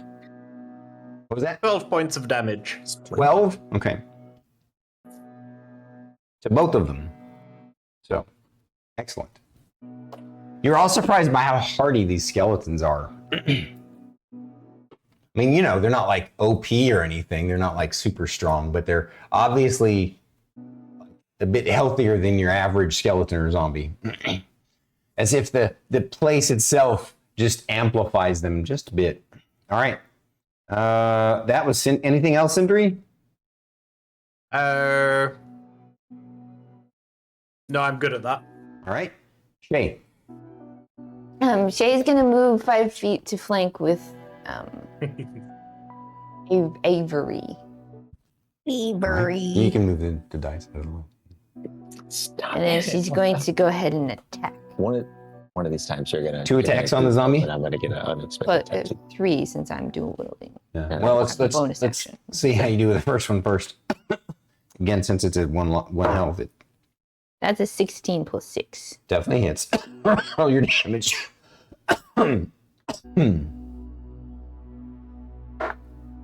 For 4 points of damage. I rolled a 1 on my damage dice. Oh wow! I rolled a 3 on its saving throw though. So the irony is that was the lowest damage that's been done to it, so it should have been able to make that save, but it's been making all the saves and it didn't this time. So zombie 3 is gone. Ooh, Oops, I didn't mean to spin you around. it's okay. I moved 5 feet. Is it the wall? Yes, or it's rubble. So I can still move and take my other attack action. Yes. Swing at this one. Okay. 13? That's skeleton number 6. Yeah, 4. Skeleton 4? Yes. Yeah, that hits just barely.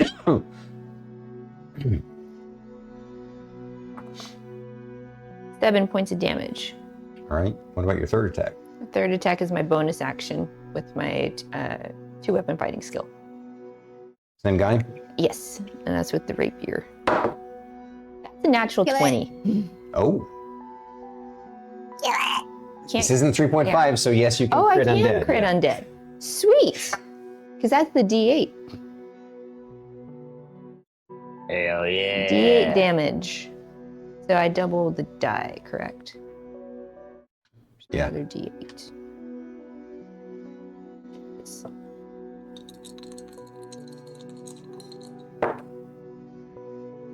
Ooh, 7, 8, 9, 10, 11 plus 3 is 14.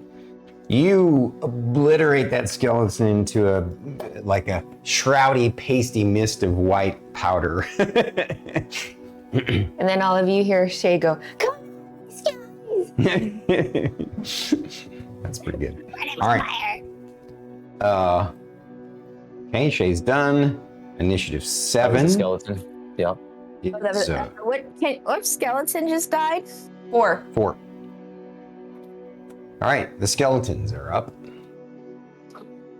Yes. Yes. Okay.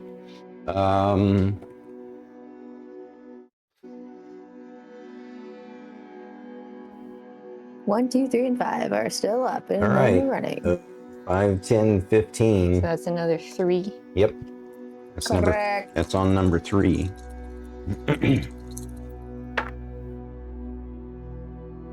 7 points of damage. Not quite dead. So it's going to be taking a swing on you. 5, 10, 15, 3 on that one. Let's go. Heal it. 6 points of damage. Okay. This one. And then, all right. So I'm gonna go. This is the only one that can't attack. Yeah. Number 3 is gonna attack Shae. AC. 16. 17 gets there, just barely. For 5 points of damage. Skeleton 1 on Sindri. 11 does not get there. Skeleton 2 on Merrik. 15 does not get there. Right? Yeah, it does. I thought you had And a my 16. AC is 15. Oh. Nope, I did not grab new armor. My AC only changes when I do Right. Going to blade zone. when I do my thing. Yeah. Okay. So we should transcend. 5 points of damage. Okay. You guys are getting slashed up by these skeletons a little bit. Was that a Destiny 2 reference? Who did I miss? Just number 6? Yeah, because I saw him get all cheeky. I was waiting to do it, and we're just not yet. Holy crap, that's a natural 19. Skeleton gets a thwack on Thyra. These guys are No, rolling my AC's hot 20. tonight. What was that? Our AC's No, I 20. rolled a natural 19. It's before I even had his bonus. I thought you were saying 19 total. Sorry. Yeah, So It's all right. Oh, now. Sorry. But I rolled minimum damage 2. It's rolling as hot as Merrik right now. And I make my concentration check to maintain the spike growth because I took damage. Right on. I rolled a 14. Thank you for your honesty, integrity. I forgot about that. That's Skelly's. Which was initiative what? 9? So now we're on Avery, correct? Yeah. Yeah. Avery. Yeah, That's the bottom Avery's of the round. Bottom of the round. All right. She is going to move herself in between both of these guys so that she can attack them both. One attack on one and one attack on the other. Shit. First attack is a miss. Attack on number 2 is a hit.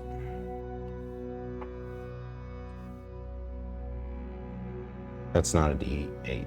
Let me actually grab a D8. Ooh.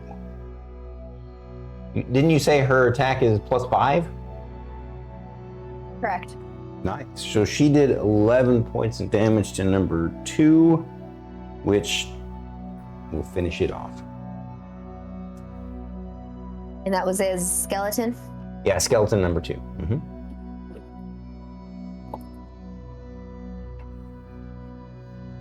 Okay. And I believe that's all the skeletons. Not all skeletons, it's Avery. So top of the round, Thyra. I'm gonna the people, or attack the. Which one, the skeleton or the zombie? I'm gonna continue attacking the zombie that I've been attacking. No, you already killed the zombie you were attacking. These are new. Yeah, the new one. That's a new one? Okay, well, I'm just gonna attack it. Yep. It's been hit once before by a fireball from. 15 on the die. It's for sure. 6. 15 points of damage. Damn. Okay. It's still up, but you hit it. Second hit. 13 on the die. Definitely hits.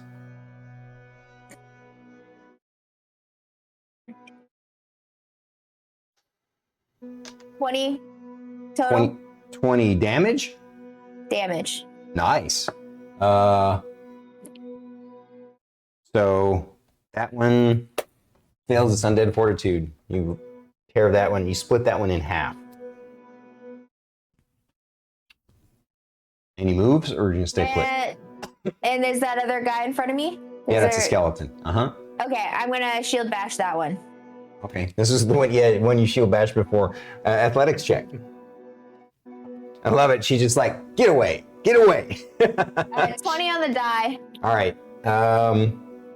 So 20 on the die plus your athletics check is what, like a 28? No, 30. Jesus, yeah, no. Yeah. There's like, it's not your turn yet. All right. Did you want to make a move since you pushed it away?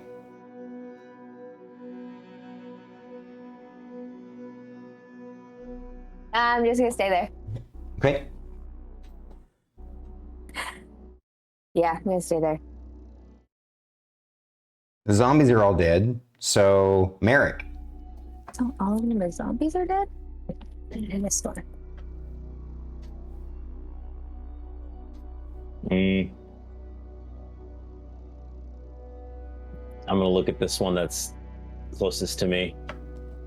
Yeah.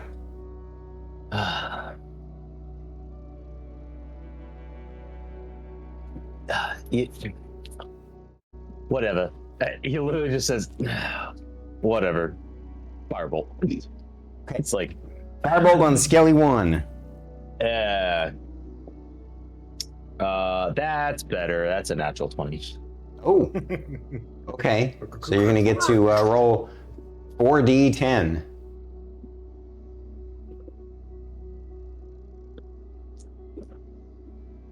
Oh.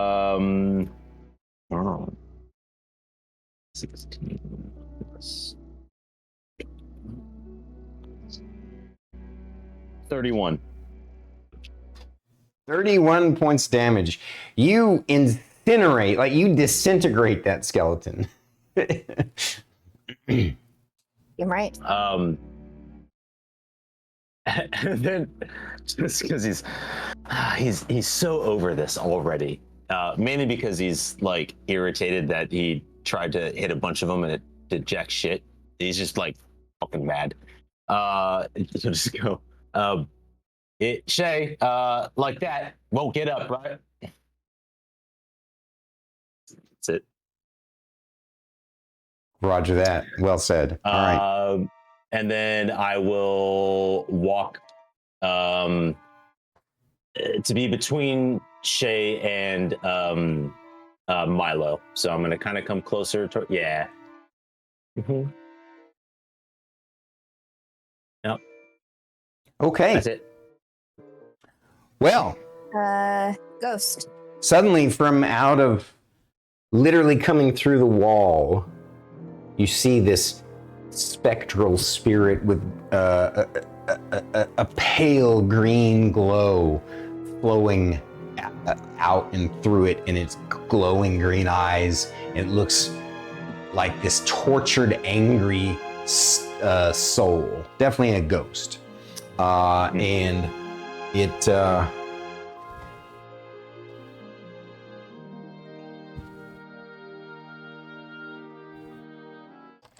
two people it could potentially target. it decides that the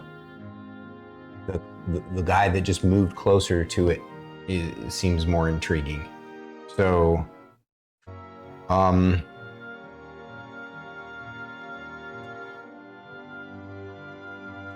it closes the distance between both you and Shae. Mm-hmm. And it suddenly, you guys see it stare at him and it's and it like reaches out at him. But it's almost like it's trying to reach into him. You can see it trying to flow into him. Roll me a charisma saving throw. Charisma saving throw. Okay. And Avery is more than 10 feet away. Got it. That would be 14.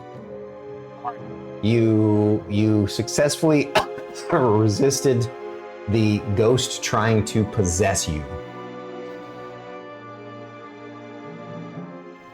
You felt like someone just walked through you and like it was trying to take a grip on your spirit, your soul, and your body. It was just terrifying. Yeah, go ahead.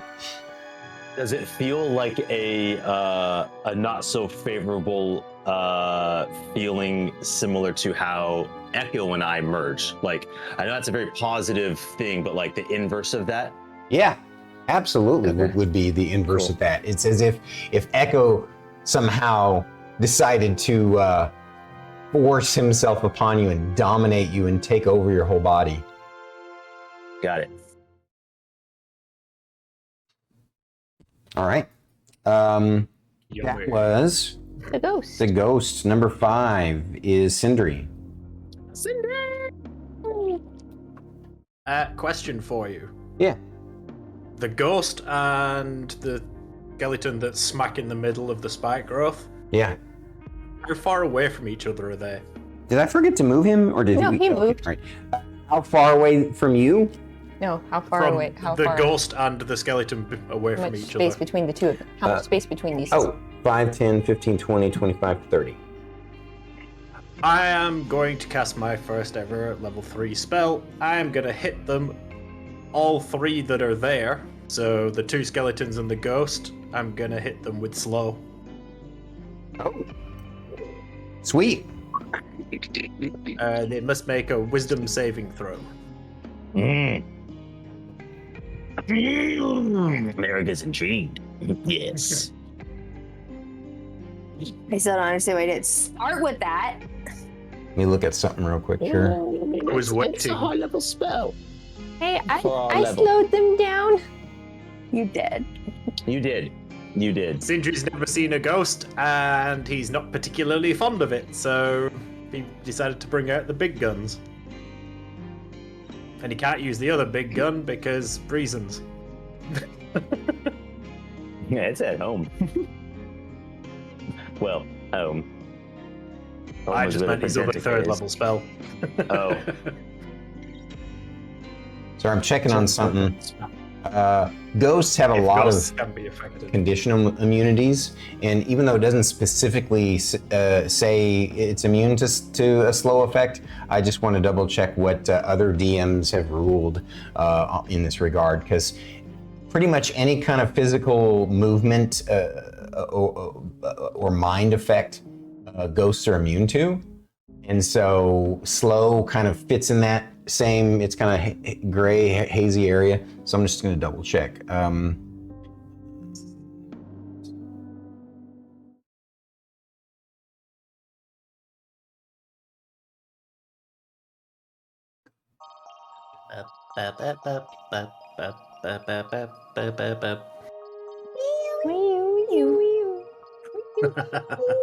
Two for one.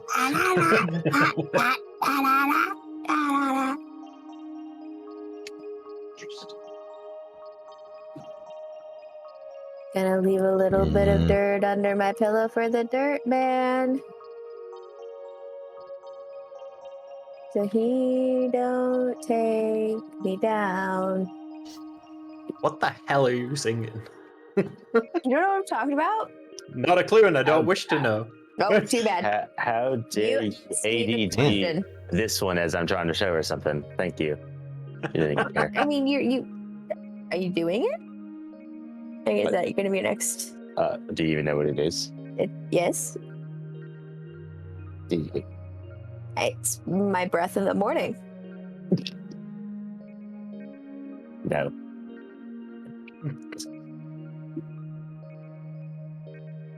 Okay. It looks like most of the consensus is that they're fair game for slow. So I'm gonna make a save for. I'm gonna make the skeleton save first because they're very. What's the DC? It's still spell save, isn't it? Yeah, your spell save DC. What is it? So they've got 15. to make a 15 in wisdom. Okay. Wisdom. Skeletons have a -1 on their wisdom saving throw. Rolled a 1, so he got a 0. He was destined to fail that. That's skeleton number 3.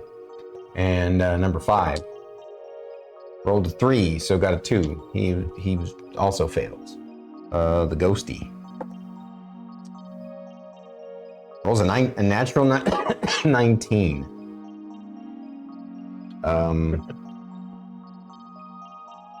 Jackass. Sorry.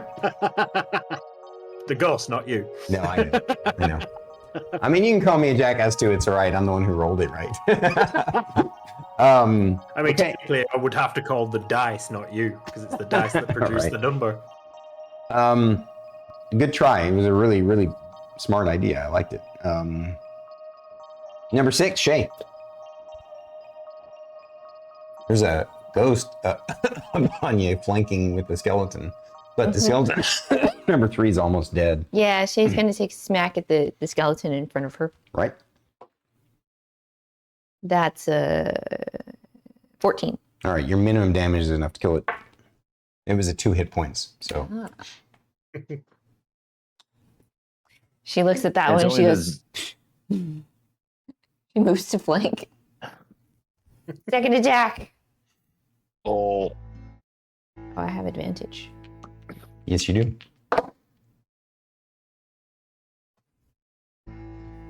24.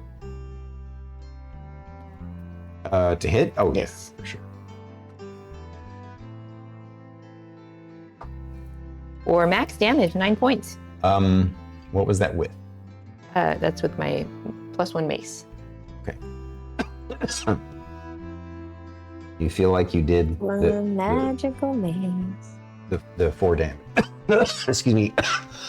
The full damage, And my bonus action is the rapier. which is not magical. It's not magical. Okay. The 22. Definitely hits. 8 points of damage total for that one. Not magical. That one feels like it resisted it. What is my nephew doing? Scratching his ear. And Dingus. anything else, Shae? Come here. Did my bonus action, did my action, and moved. I'm good. You don't have Milo do anything? Milo. Oh, yes.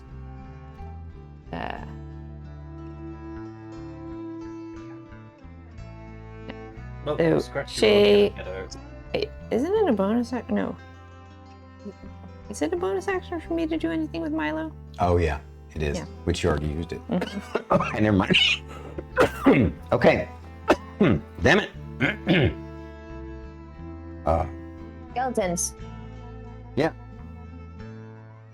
Skeletons! Number 5.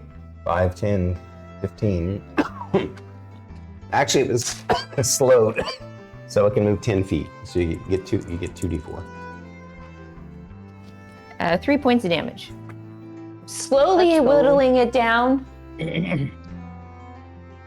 Damn right. And the other one, Coming back for more. rolls a 2. Wah wah.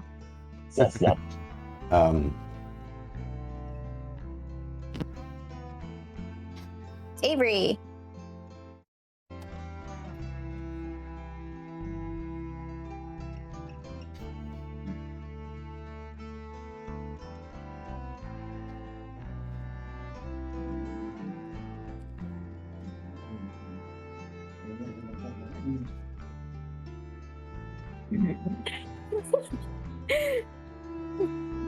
I hear him. Yep. She moves in on the ghost and attempts to smite it.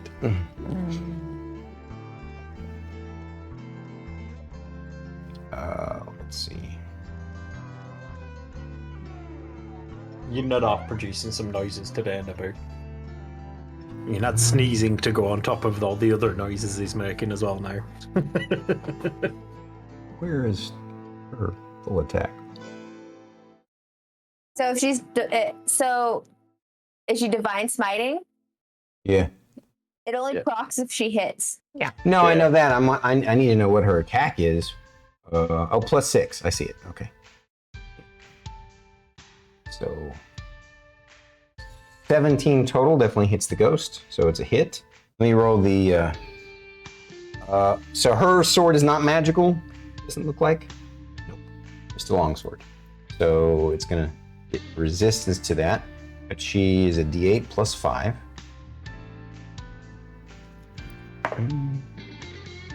So half of 8 points of damage is 4. And Divine smite. since it connected, Divine Smite. Or is it D8 or D6? They're D8s. Use a first level spell slot to do 2d8 radiant damage. And then you add a D8 for every slot above first level up to, I believe, 4th or 5th level, then it plateaus. Yeah. Right. She's just doing first level spell slot. Yep. For an additional 10 points of radiant, let me double check. I don't think skeletons have any, ghosts have any special vulnerabilities to radiant, but I want to double check.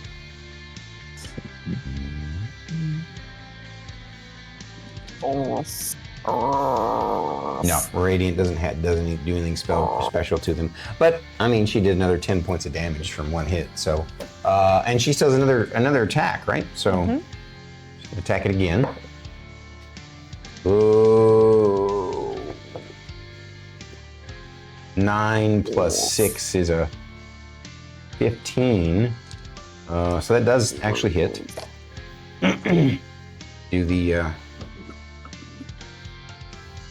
physical damage first, since it can resist that. So 3 plus 5 is 8 again.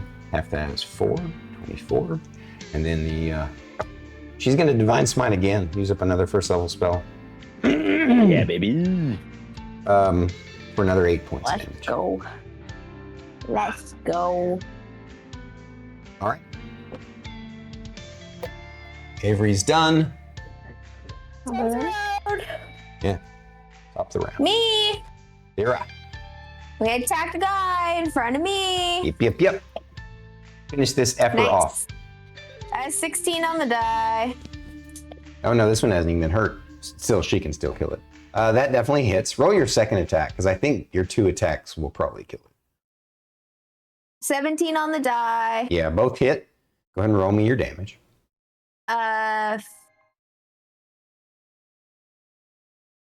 11 for the first one. Mm-hmm. 8.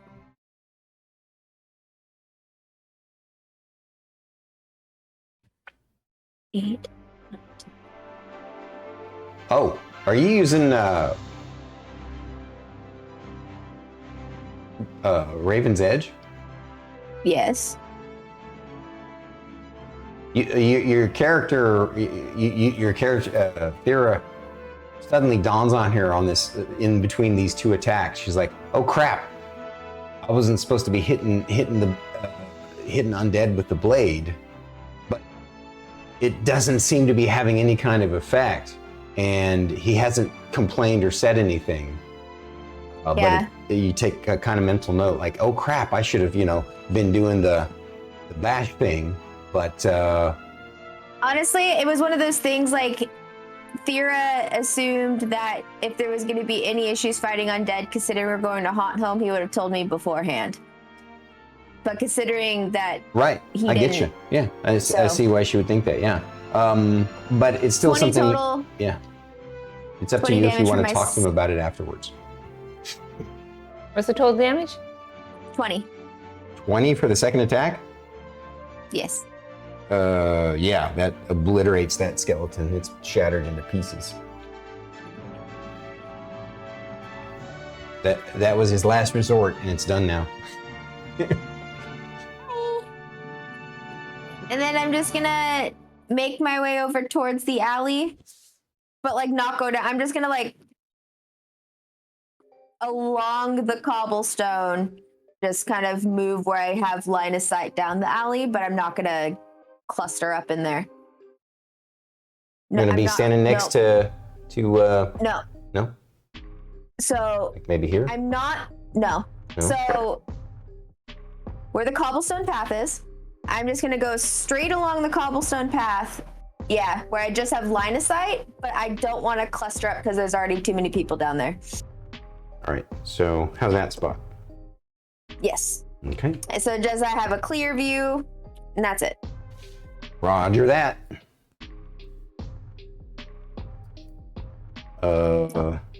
Merrik.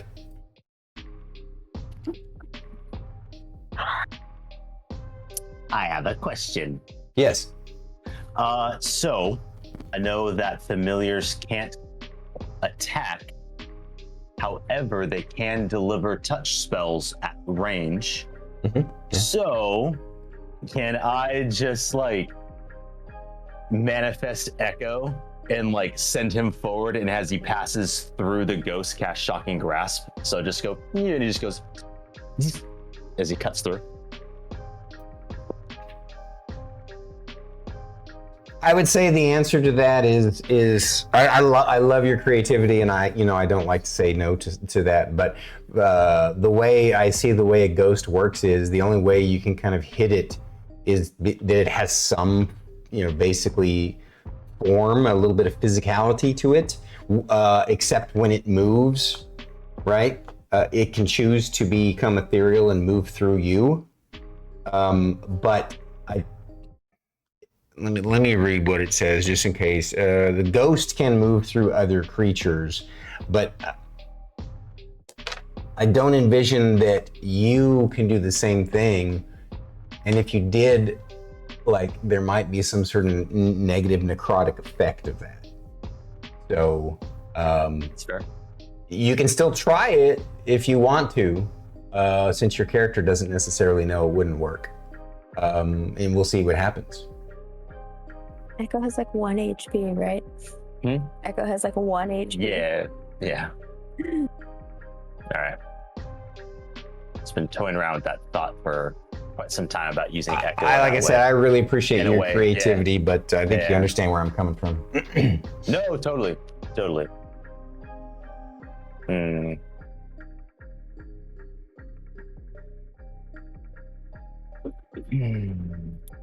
To be clear, something interesting, in 3.5, all incorporeal creatures, you have a 50% mischance. And so for physical attacks, not magic spells and stuff, but for physical attacks, because they're half in the ethereal plane and half in the material plane. But 5th ed, they simplified things and kind of nerfed them a little bit, which is good because undead were kind of OP in 3.5. Okay. Then I am going to go with my second plan. Okay. My second plan is I'm going to I'm still gonna deploy Echo, but as I kind of toss Echo upwards, like I'm just gonna grab him and be like, here. As I do that, I cast Dragon's Breath as a bonus action. on Echo, and then Echo can then use his action, and is going to be upwards. So he's going to cast the 15-foot cone downwards, hopefully missing. He should be able to miss everybody else because he's facing my direction. No. So let me show you a 15-foot cone. Imagine a 15-foot cone down from here, like. I never said Echo was the full 15 feet away. Echo is just up here, so he'd be at my height, and then he's casting forward. I mean, it's down from technically Echo's perspective, but you're assuming. I think I see what you're saying. It's Yep. Yeah, it's like this is what you're saying. Yeah. Echo is just right above, and then cast. Yeah, I'll say that's barely doable. Yep. Excellent. But Echo is going to not use fire damage because Echo is a little feisty. So it's going to be lightning. Right? Is that lightning? Technically, Wait, how are you able? What ability lets you change the damage type? Dragon's Breath. Choose acid, cold, fire, lightning, or poison. Until the spell ends, the creature can use all an right, so action your to character would know that that undead are immune to poison, and cold, and necrotic, or excuse me, ghosts. Actually, go ahead and roll me a history or arcane knowledge. Yeah, I'm gonna go arcane. 9. You know that ghosts have some interesting immunities. You're not exactly sure which ones, although I will say you do remember like the cold and poison, stuff that makes sense. Sure. Yeah, but lightning is... Yeah. So it must make a dexterity saving throw 15. All right. So you decided to do lightning after all? Yeah. Dexterity saving throw. DC 15. Let's see. That's an 18 plus. Gets there. Is it so total of a 19 plus? Jeez.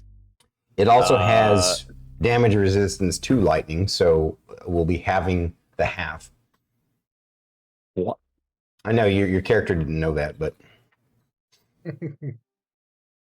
Interesting. In all fairness, you know, there's no way for you to necessarily know this, so, but. Yeah, no. So that would be a total of 12 damage that I have rolled on the dice. So 6 and 3. It takes half. So it'd be 6, and then if he has resistance, that would then be a total of 3. Yep. Okay, and then for my action, firebolt through the chest. Wait a minute. I'm confused. Echo can use an action during combat, and his action was Dragon's Breath.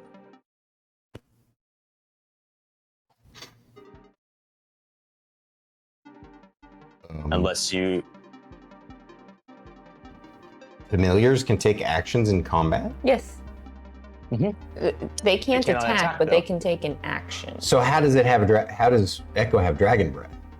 Because I choose a willing creature within range and touch it and give it the ability to do Dragon's Breath. Touch one willing creature. Is that a dust? Is that a wait? Where's that at? Like, I just need to read it. Is all. Dragon's Breath, Xanathar's Guide to Everything, page 154. Is it a spell? It's a spell. Okay, so you're using a quicken slot to do 2 things? Bonus action. You're the one conferring the Dragon's Breath on Echo. He may be taking an action, but you're the one using an action to confer the Dragon's Breath on him. It's a bonus action. Okay, so a bonus action. Bonus action cast Dragon's Breath. I see what you're saying. So it does say it's a Dragon's Breath? I mean a bonus action? Yeah. Okay, all right. Yep. So if it's a bonus action, then you can also do a cantrip as your action. Yeah. Gotcha. rotating my die, try to hit something.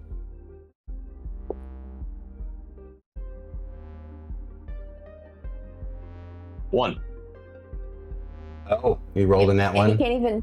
can't even blame Never Tilted for that one. Well, that wasn't Never Tilted's die. That was a different one because they've all failed me. Yeah. I was just saying, like, you can't outwardly blame Never Tilted. Oh yeah, I can't blame him on that one. Yeah.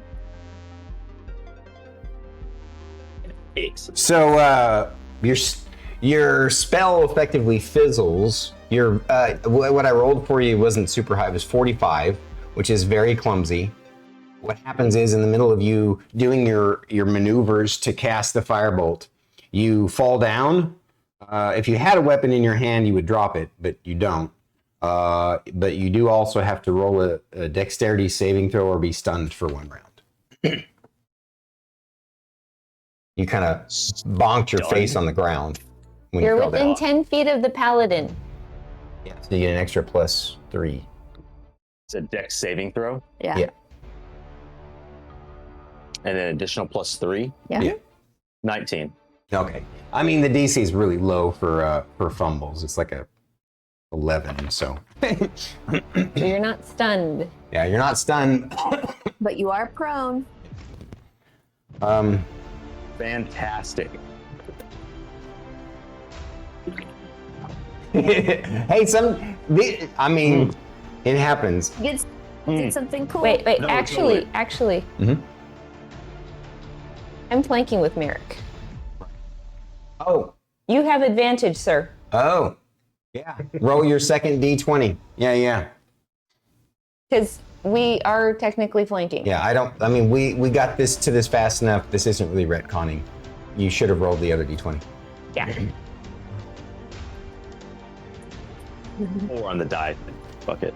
What was it? You rolled it. I rolled a 4 on the dice. Yeah. What's the total though? What's the total, though? 7.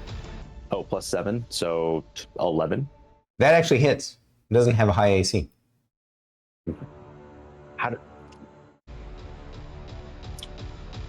I'm not going to argue it. 2d10. Yeah, that. I mean, I'm not making it up. No. If you want, you can look it up. It's 11 AC. Can confirm. No, I just one of those like, how does the ghost have a lower AC if it's like partially incorporeal? To me, that would mean it should have a higher AC. Well, again, just that's what the they player. did to nerf it from 3.5. Yeah. Yeah, because that 50% miss chance is no fun. The only reason it has an 11 AC is because it has a dex bonus of +1. You know, it's not wearing armor. It can't have natural armor because it's incorporeal. So it kind of makes sense that it would have a shitty AC. Oh yeah. But I'll tell you this.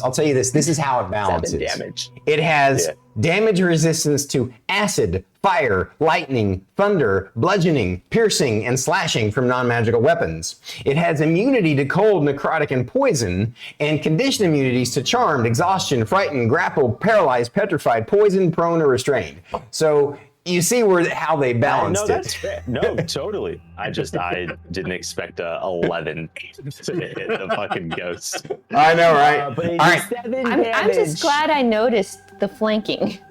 Hell yeah. High fives. 7. There you go. So what was the damage? 7. Okay. And that was That's what I fire, rolled on the so dice. it'll be half that. Yeah, so Yeah. 3. Yeah. Yay. Or do we round up with the? No, we round down. Wait, it has resistance to non-magical?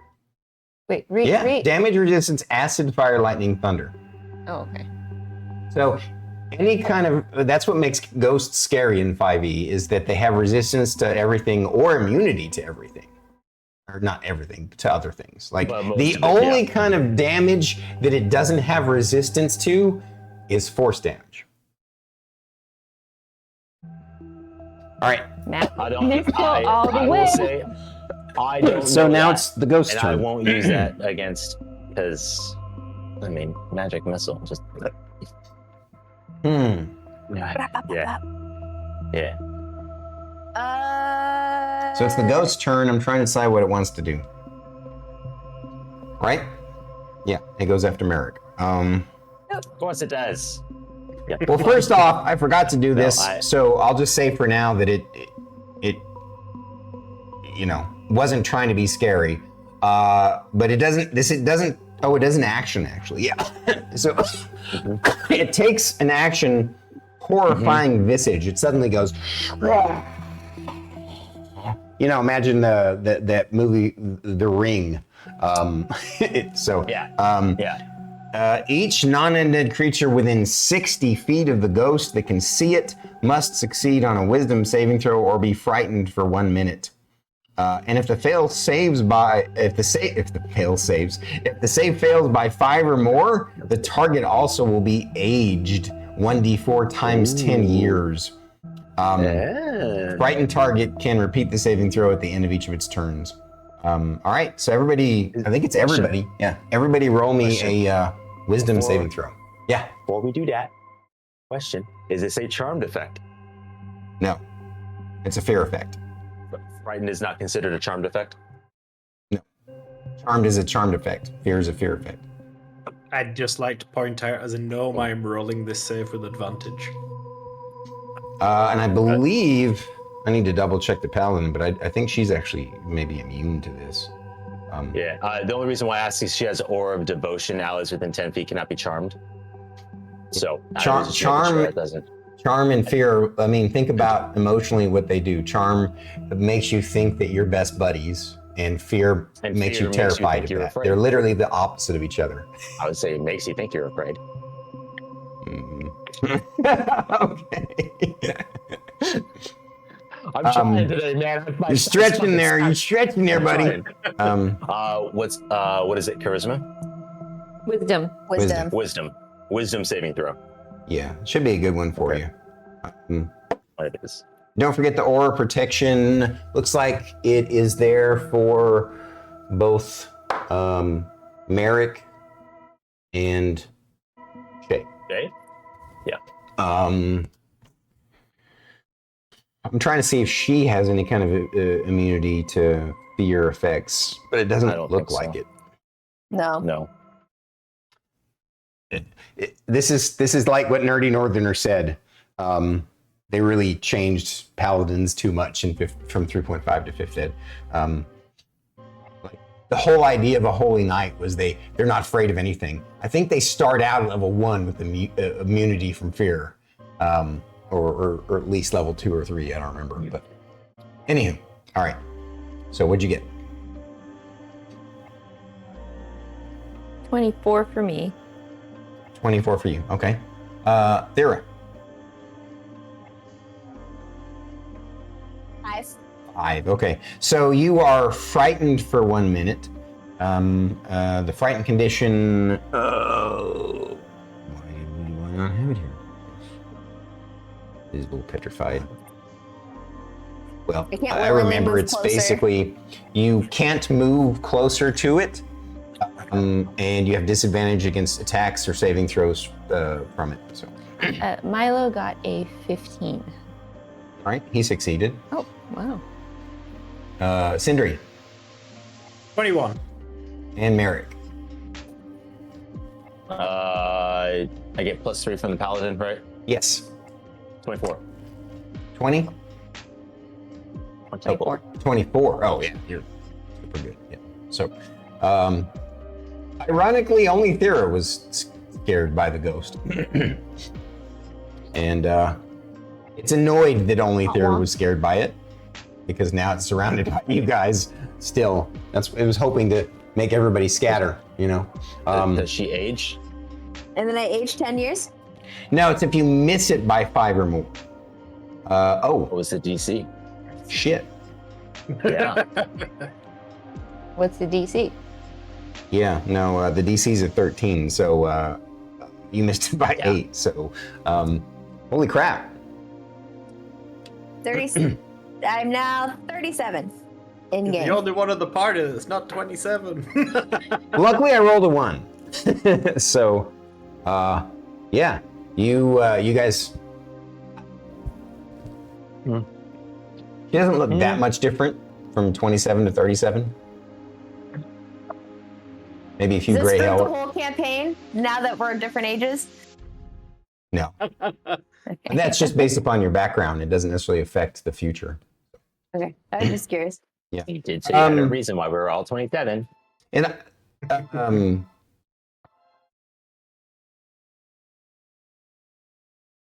the aging effect can be. I'm going to have actually Avery and you roll a knowledge, undead knowledge, like your survival one for Avery. Okay, yeah. So. Oh, is it? I get to roll at advantage if it's my favorite enemy. 20. You remember in hearing legends about ghosts that the aging effect can be reversed in some instances. And Avery, you're in the middle of combat, so she also realized this. But all right, we'll say you noticeably aged a little bit. You got some gray streaks, and maybe a few. You can't tell with my blonde white hair. Oh yeah, that's true. There's no way you would know. Interesting. Maybe a few extra wrinkles. Who knows? All right. That was the ghost turn, right? Yep. Sindri, you're up, sir. Righty then. What's the range on that? Where the hell is my range gone? Fate, what's the range on Firebolt? 120 feet. Thank you. Yeah. I'm gonna twin spell again for the ghost and the remaining skinny boy. Roll your attack, sir. He's standing in the middle of the thing. I forgot about that one. Shae hasn't taken any more damage since that last one, huh? Because the ghost is focused on me. Well, in this instance, it was focused on all you guys, trying to scare you away. I mean, he's tried to attack me directly once. Well, it tried to possess you. Yeah. Same. That's worse than an attack, but yeah. Ghost, huh? For the ghost, I rolled a 25. All right, that's a hit. And for the skelly boy, I rolled an 18. Okay, both hit. Go ahead and do the skeleton first because it doesn't have any kind of resistances.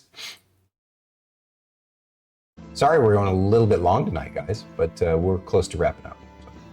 It's okay. Skelly boy takes 16 points of fire damage. All right, the skeleton is destroyed by fire.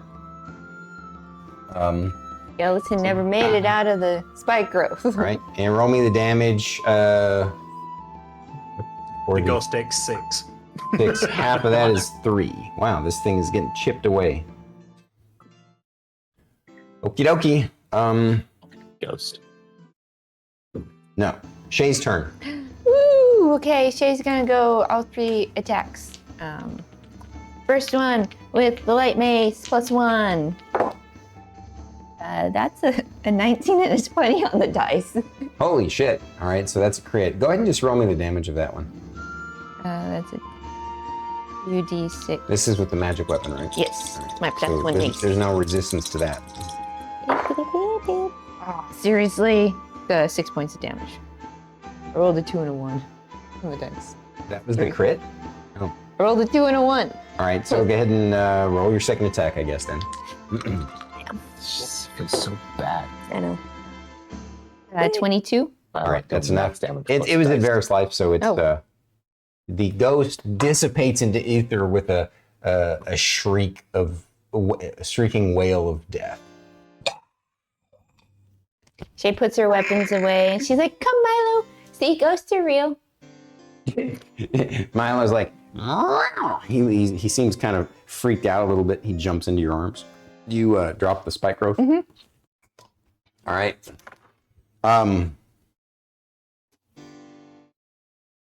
You guys, Avery says, here, Thyra,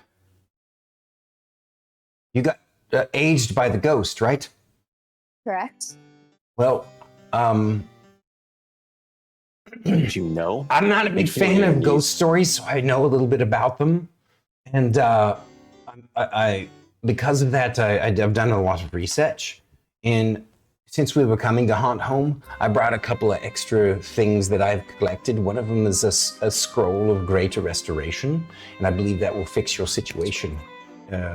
Since you aged some, you don't look much different, but you know, you don't want to lose a step. If you would like, I will use it to put you back to normal. You only have one? No, I have two. Then, sure. She pulls open the Greater Restoration scroll. She has to. It's kind of higher level than her, but she succeeds, and you are back to 27 again. The effect of the ghost is worn off. The fear too, obviously, since it's dead. But Yeah. you have this look, Merrik, or Fate. What? Merrik did. Oh, that's Merrik. He's still pissed. Well, Scroll didn't get an opportunity. Like, can I? Nope, gone. He's like containing himself because Thyra's gonna be like, not. Oh, and he's like, can I look at the other one, please? I mean, if you ask. He says, "Sure, you can look at it, but I don't believe you can cast it. It's a divine scroll." Yeah. Not right now. Not right now. Not right now. Not right now. Not right now. I'll put it away if we need it. I'll use it. But if we don't use it, then you can study it later for your own edification if you want. Excellent. Good job, everybody! You remember to burn the undead or kill it again. Good job. Shae is proud. All right. Thank you, Shae. Avery says, so when I did my divine sense, Leah, not only did I sense the undead in this area, but I sensed that the area has been defiled. Would like to, if it's all right with you. It's been desecrated? Yes, exactly. It's desecrated. I was fine with that until I saw you two. Oh my god, I wasn't ready for that. That was great. That was great. Did you say decorated? No, desecrated. Desecrated. Yeah. That was spectacular. All right. They. I keep calling Avery she. Sorry. They decide. She says. They? Avery says, if it's all right with you, I would like to take a moment to do a prayer ritual in this area to potentially cleanse it. How long is that going to take? 10 minutes. An hour? Never mind. You don't think that's going to be a beacon for more to show up here? Right. No. If she's doing that, how long does it take you to learn a scroll? Because Sindri doesn't know. What was that, Sindri? I didn't actually hear what you said. Sindri was asking Merrik how long it takes to learn a scroll. If I'm not mistaken, it's like an hour per level, and then there's also materials involved. So it's one of those like, Merrik knows that he wouldn't be able to properly do it, and understanding that it's a divine spell, Merrik wouldn't really be able to cast it, but it would be one of those things he'd want to study regardless. Okay. Right? Yeah. I mean, it's up to you. He'd want to. I'm sure he loves magic, so he'd be curious to check it out. Divine magic escapes him though. Like when he reads it in the past, it's like a foreign language to him. Yeah, he would. I mean, I'll tell you this: if Merrik has the opportunity to look at it, it'll be one of those things where he's like, "I'm gonna copy the drawing." Like, I understand that it's not gonna have any substance to it, but I can continue to study the images of the glyphs and whatever. For funsies. And maybe come up with something. Shae asks Mr. Merrik, Mr. Merrik, when you look at that scroll, can Shae look at it too?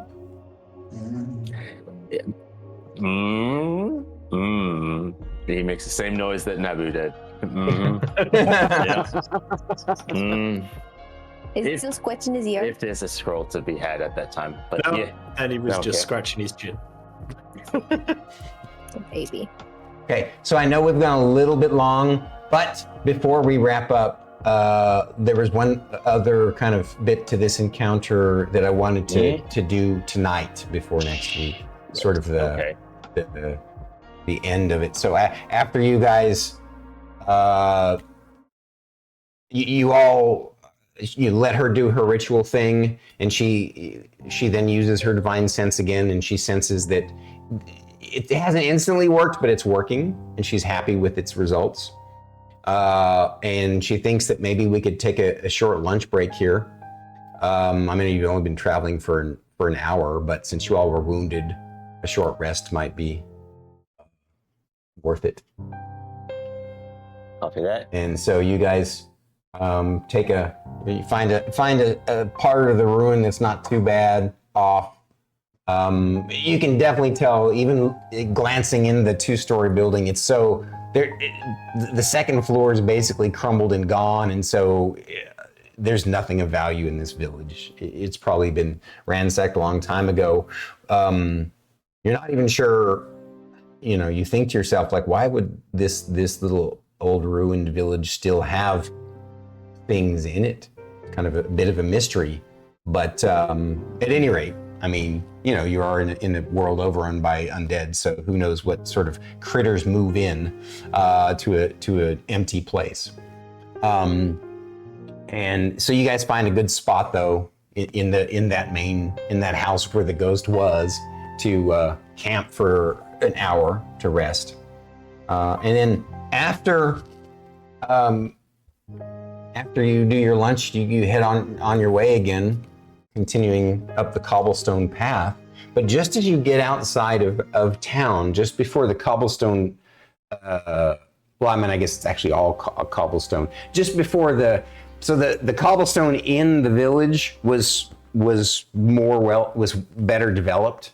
The cobblestone path outside has been just kind of sparse, still obvious, but not nearly as well developed, and still has some dead brush and overgrowth.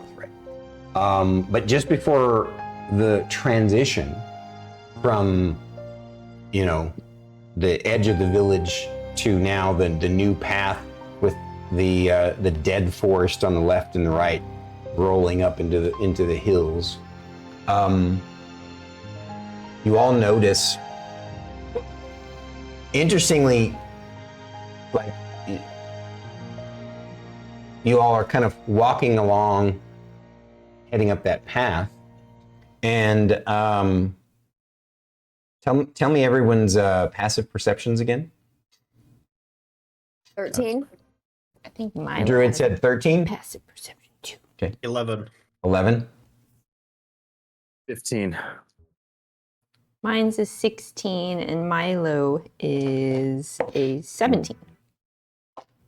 If we're doing that, Echo's passive perception would be 13. Okay. All right.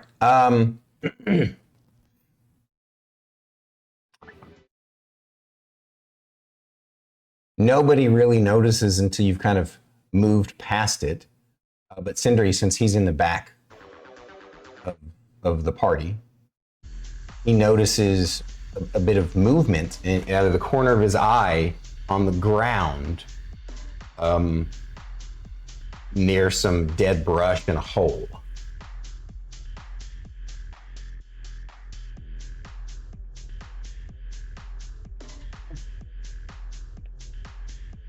What do you do, Sindri? You check it out?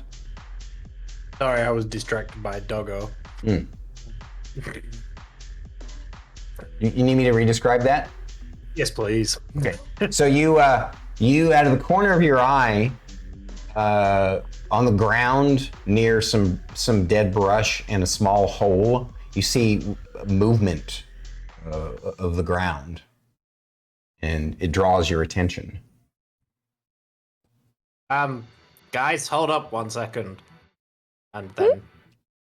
Right. So you move Instantly closer topple to over it to inspect it? Yeah, like wary, seeing as Sure. he knows undead are around every corner near enough. Right. So you walk over, and kind of in the hole, it looks like the corpse of some sort of weird dog-like creature. Like it's definitely got the like a the forelimbs and body of a canine, right? But its head and eyes are kind of weird and misshapen, and it's lying there kind of flat, almost as if it'd been run over, but it's not like completely flat. It still has dimensions, and it's just lying there in the hole. And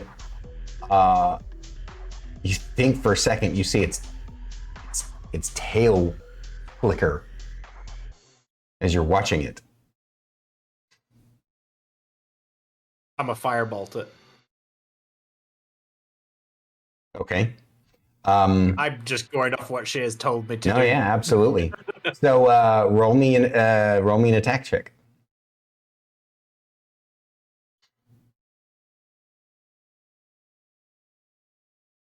That's 25 to hit. All right.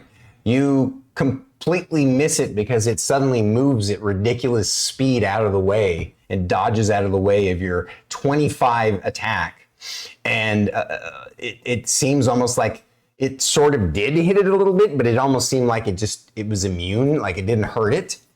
And it kind of pops up out of the hole, and like a dog wanting to play, it's now like its front is down low and its butt is sticking up and it's wagging its tail.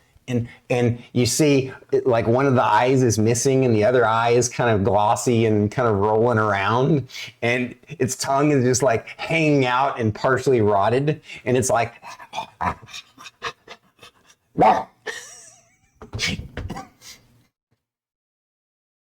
doesn't look like it's trying to attack you at all.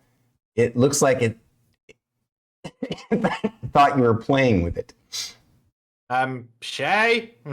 Shae! Yes, Mr. Sindri. She goes running over. What? So you all are checking out what he's doing, and you see this freaking chupacabra looking thing, and it kind of is like hopping around like it wants to play. And then since nobody's doing anything, it kind of sneaks closer to Sindri and grabs a stick off the ground with its mouth. And then it kind of runs away and it drops the stick and it looks over at you and then looks over at the stick, wagging his tail. I've never encountered an undead like this before. Avery says, to be honest, I mean, It's not. I didn't sense it. It should have been in my range. I didn't sense it as an undead. I mean, I guess no, it wouldn't have been in range. But she says, "Let me use my ability again. I have a few uses per day, and since we're traveling to Grey Dawn for a day and a half, we'll have a rest time." She uses her divine sense again, and she says, "I don't sense anything from it, undead or living. Milo? Definitely don't sense evil from it either." Milo, what do you think? Milo's like, he's like wiggling like he wants to get down. I let him down. He kind of flies over to it, and as he gets closer, the weird chupacabra looking thing kind of does this. And he, the Milo kind of plops down, and you know how cats do when they're meeting a dog for the first time, it kind of creeps slowly to it like he wants to sniff it. And the dead dog thing kind of he mimics what Milo's doing, and they eventually kind of, you get the, you see Milo go like he stinks, but he shrugs like he doesn't seem like he's anything bad, and so they kind of play fight at each other from a bit of a distance, like within a few inches. Milo doesn't think this is a threat. It looks like they're playing.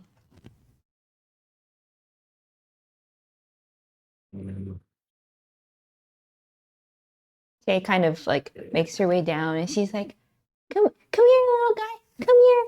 Come here." It comes running over and plops down in front of you. Well, I hate to be that person, but we are on a mission and we got to get going. We've already wasted time. If it wants to follow, it can follow. If it's not bad, it'll be fine. Would you like to come with us, little guy? Or maybe we should leave you here. Yeah. It kind of perks its head to the side, like in its ear.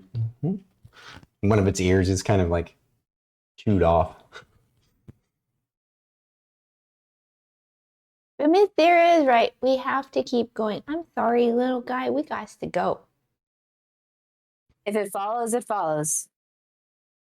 If it doesn't, it doesn't. What does Merrik We don't have time. What does Merrik or Sindri say or do?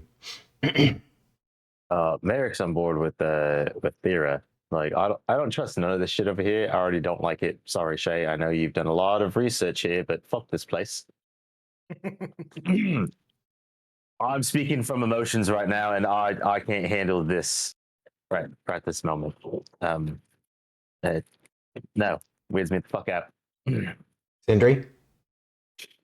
If it wants to come, it can come. If it makes any attack, I guess we'll try and do better than a 25 to hit.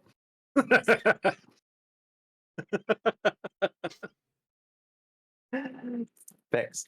Obviously, your character wouldn't be able to say that, but yeah, I get what you're saying. I know. All right.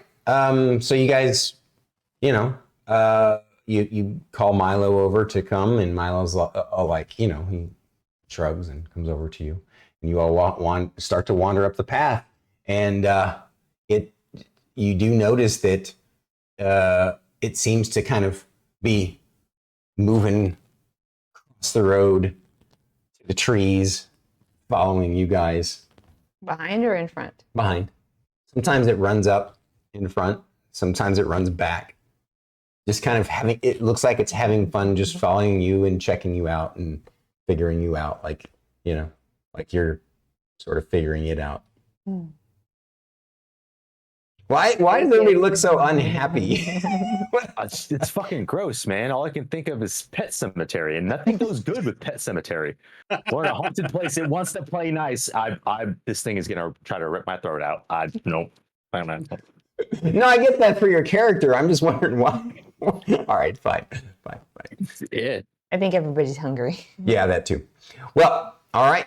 So that's where we'll wrap for tonight. You have a strange little critter following you, and we'll see you guys next Saturday. And appreciate you all. Don't forget, guys, to check out. Fate, are you and BT going to stream tomorrow? No. Okay. No. Okay. All right. Not tomorrow. Okay. No problem. I understand. And yeah. Also, don't forget, guys, this Wednesday, I'm going to be streaming in the afternoon for a couple hours, like late afternoon, but won't be streaming Wednesday night because Starkitty and I are going to a Lindsey Sterling concert, the inspiration for Emily Ray. And so, yeah, thank you for the follow. Arigato gozaimasu. Appreciate you so much. Thank you. Thank you all. I appreciate you. And anybody new in chat, if you want to catch any of our other episodes, you can catch them on the YouTube channel. Right. Let's find someone to raid. Yotin's working on Dungeons and Dragons stuff, and Wookiees is doing Phasmophobia. Yeah, I see.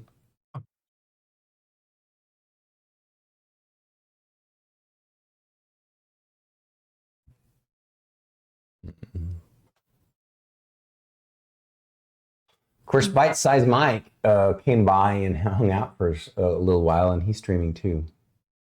So, and we've had him on B&B. I want to go share some love. Let's go share some love with Bite Size Mike, guys. Let me double check that he's not like. He is not live, or he is live. No, he is. Oh. Okay. No, I'm just making sure that he was on screen and not like in a break or something. All right. Yeah. Mm-hmm. Wait, what the?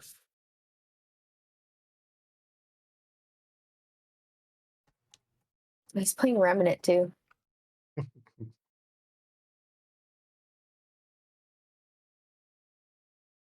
All right, getting the raid started. Okay, thank you guys for coming tonight. I love you all, appreciate you all, especially a Druid and Fate and Banana Tom and Starkitty.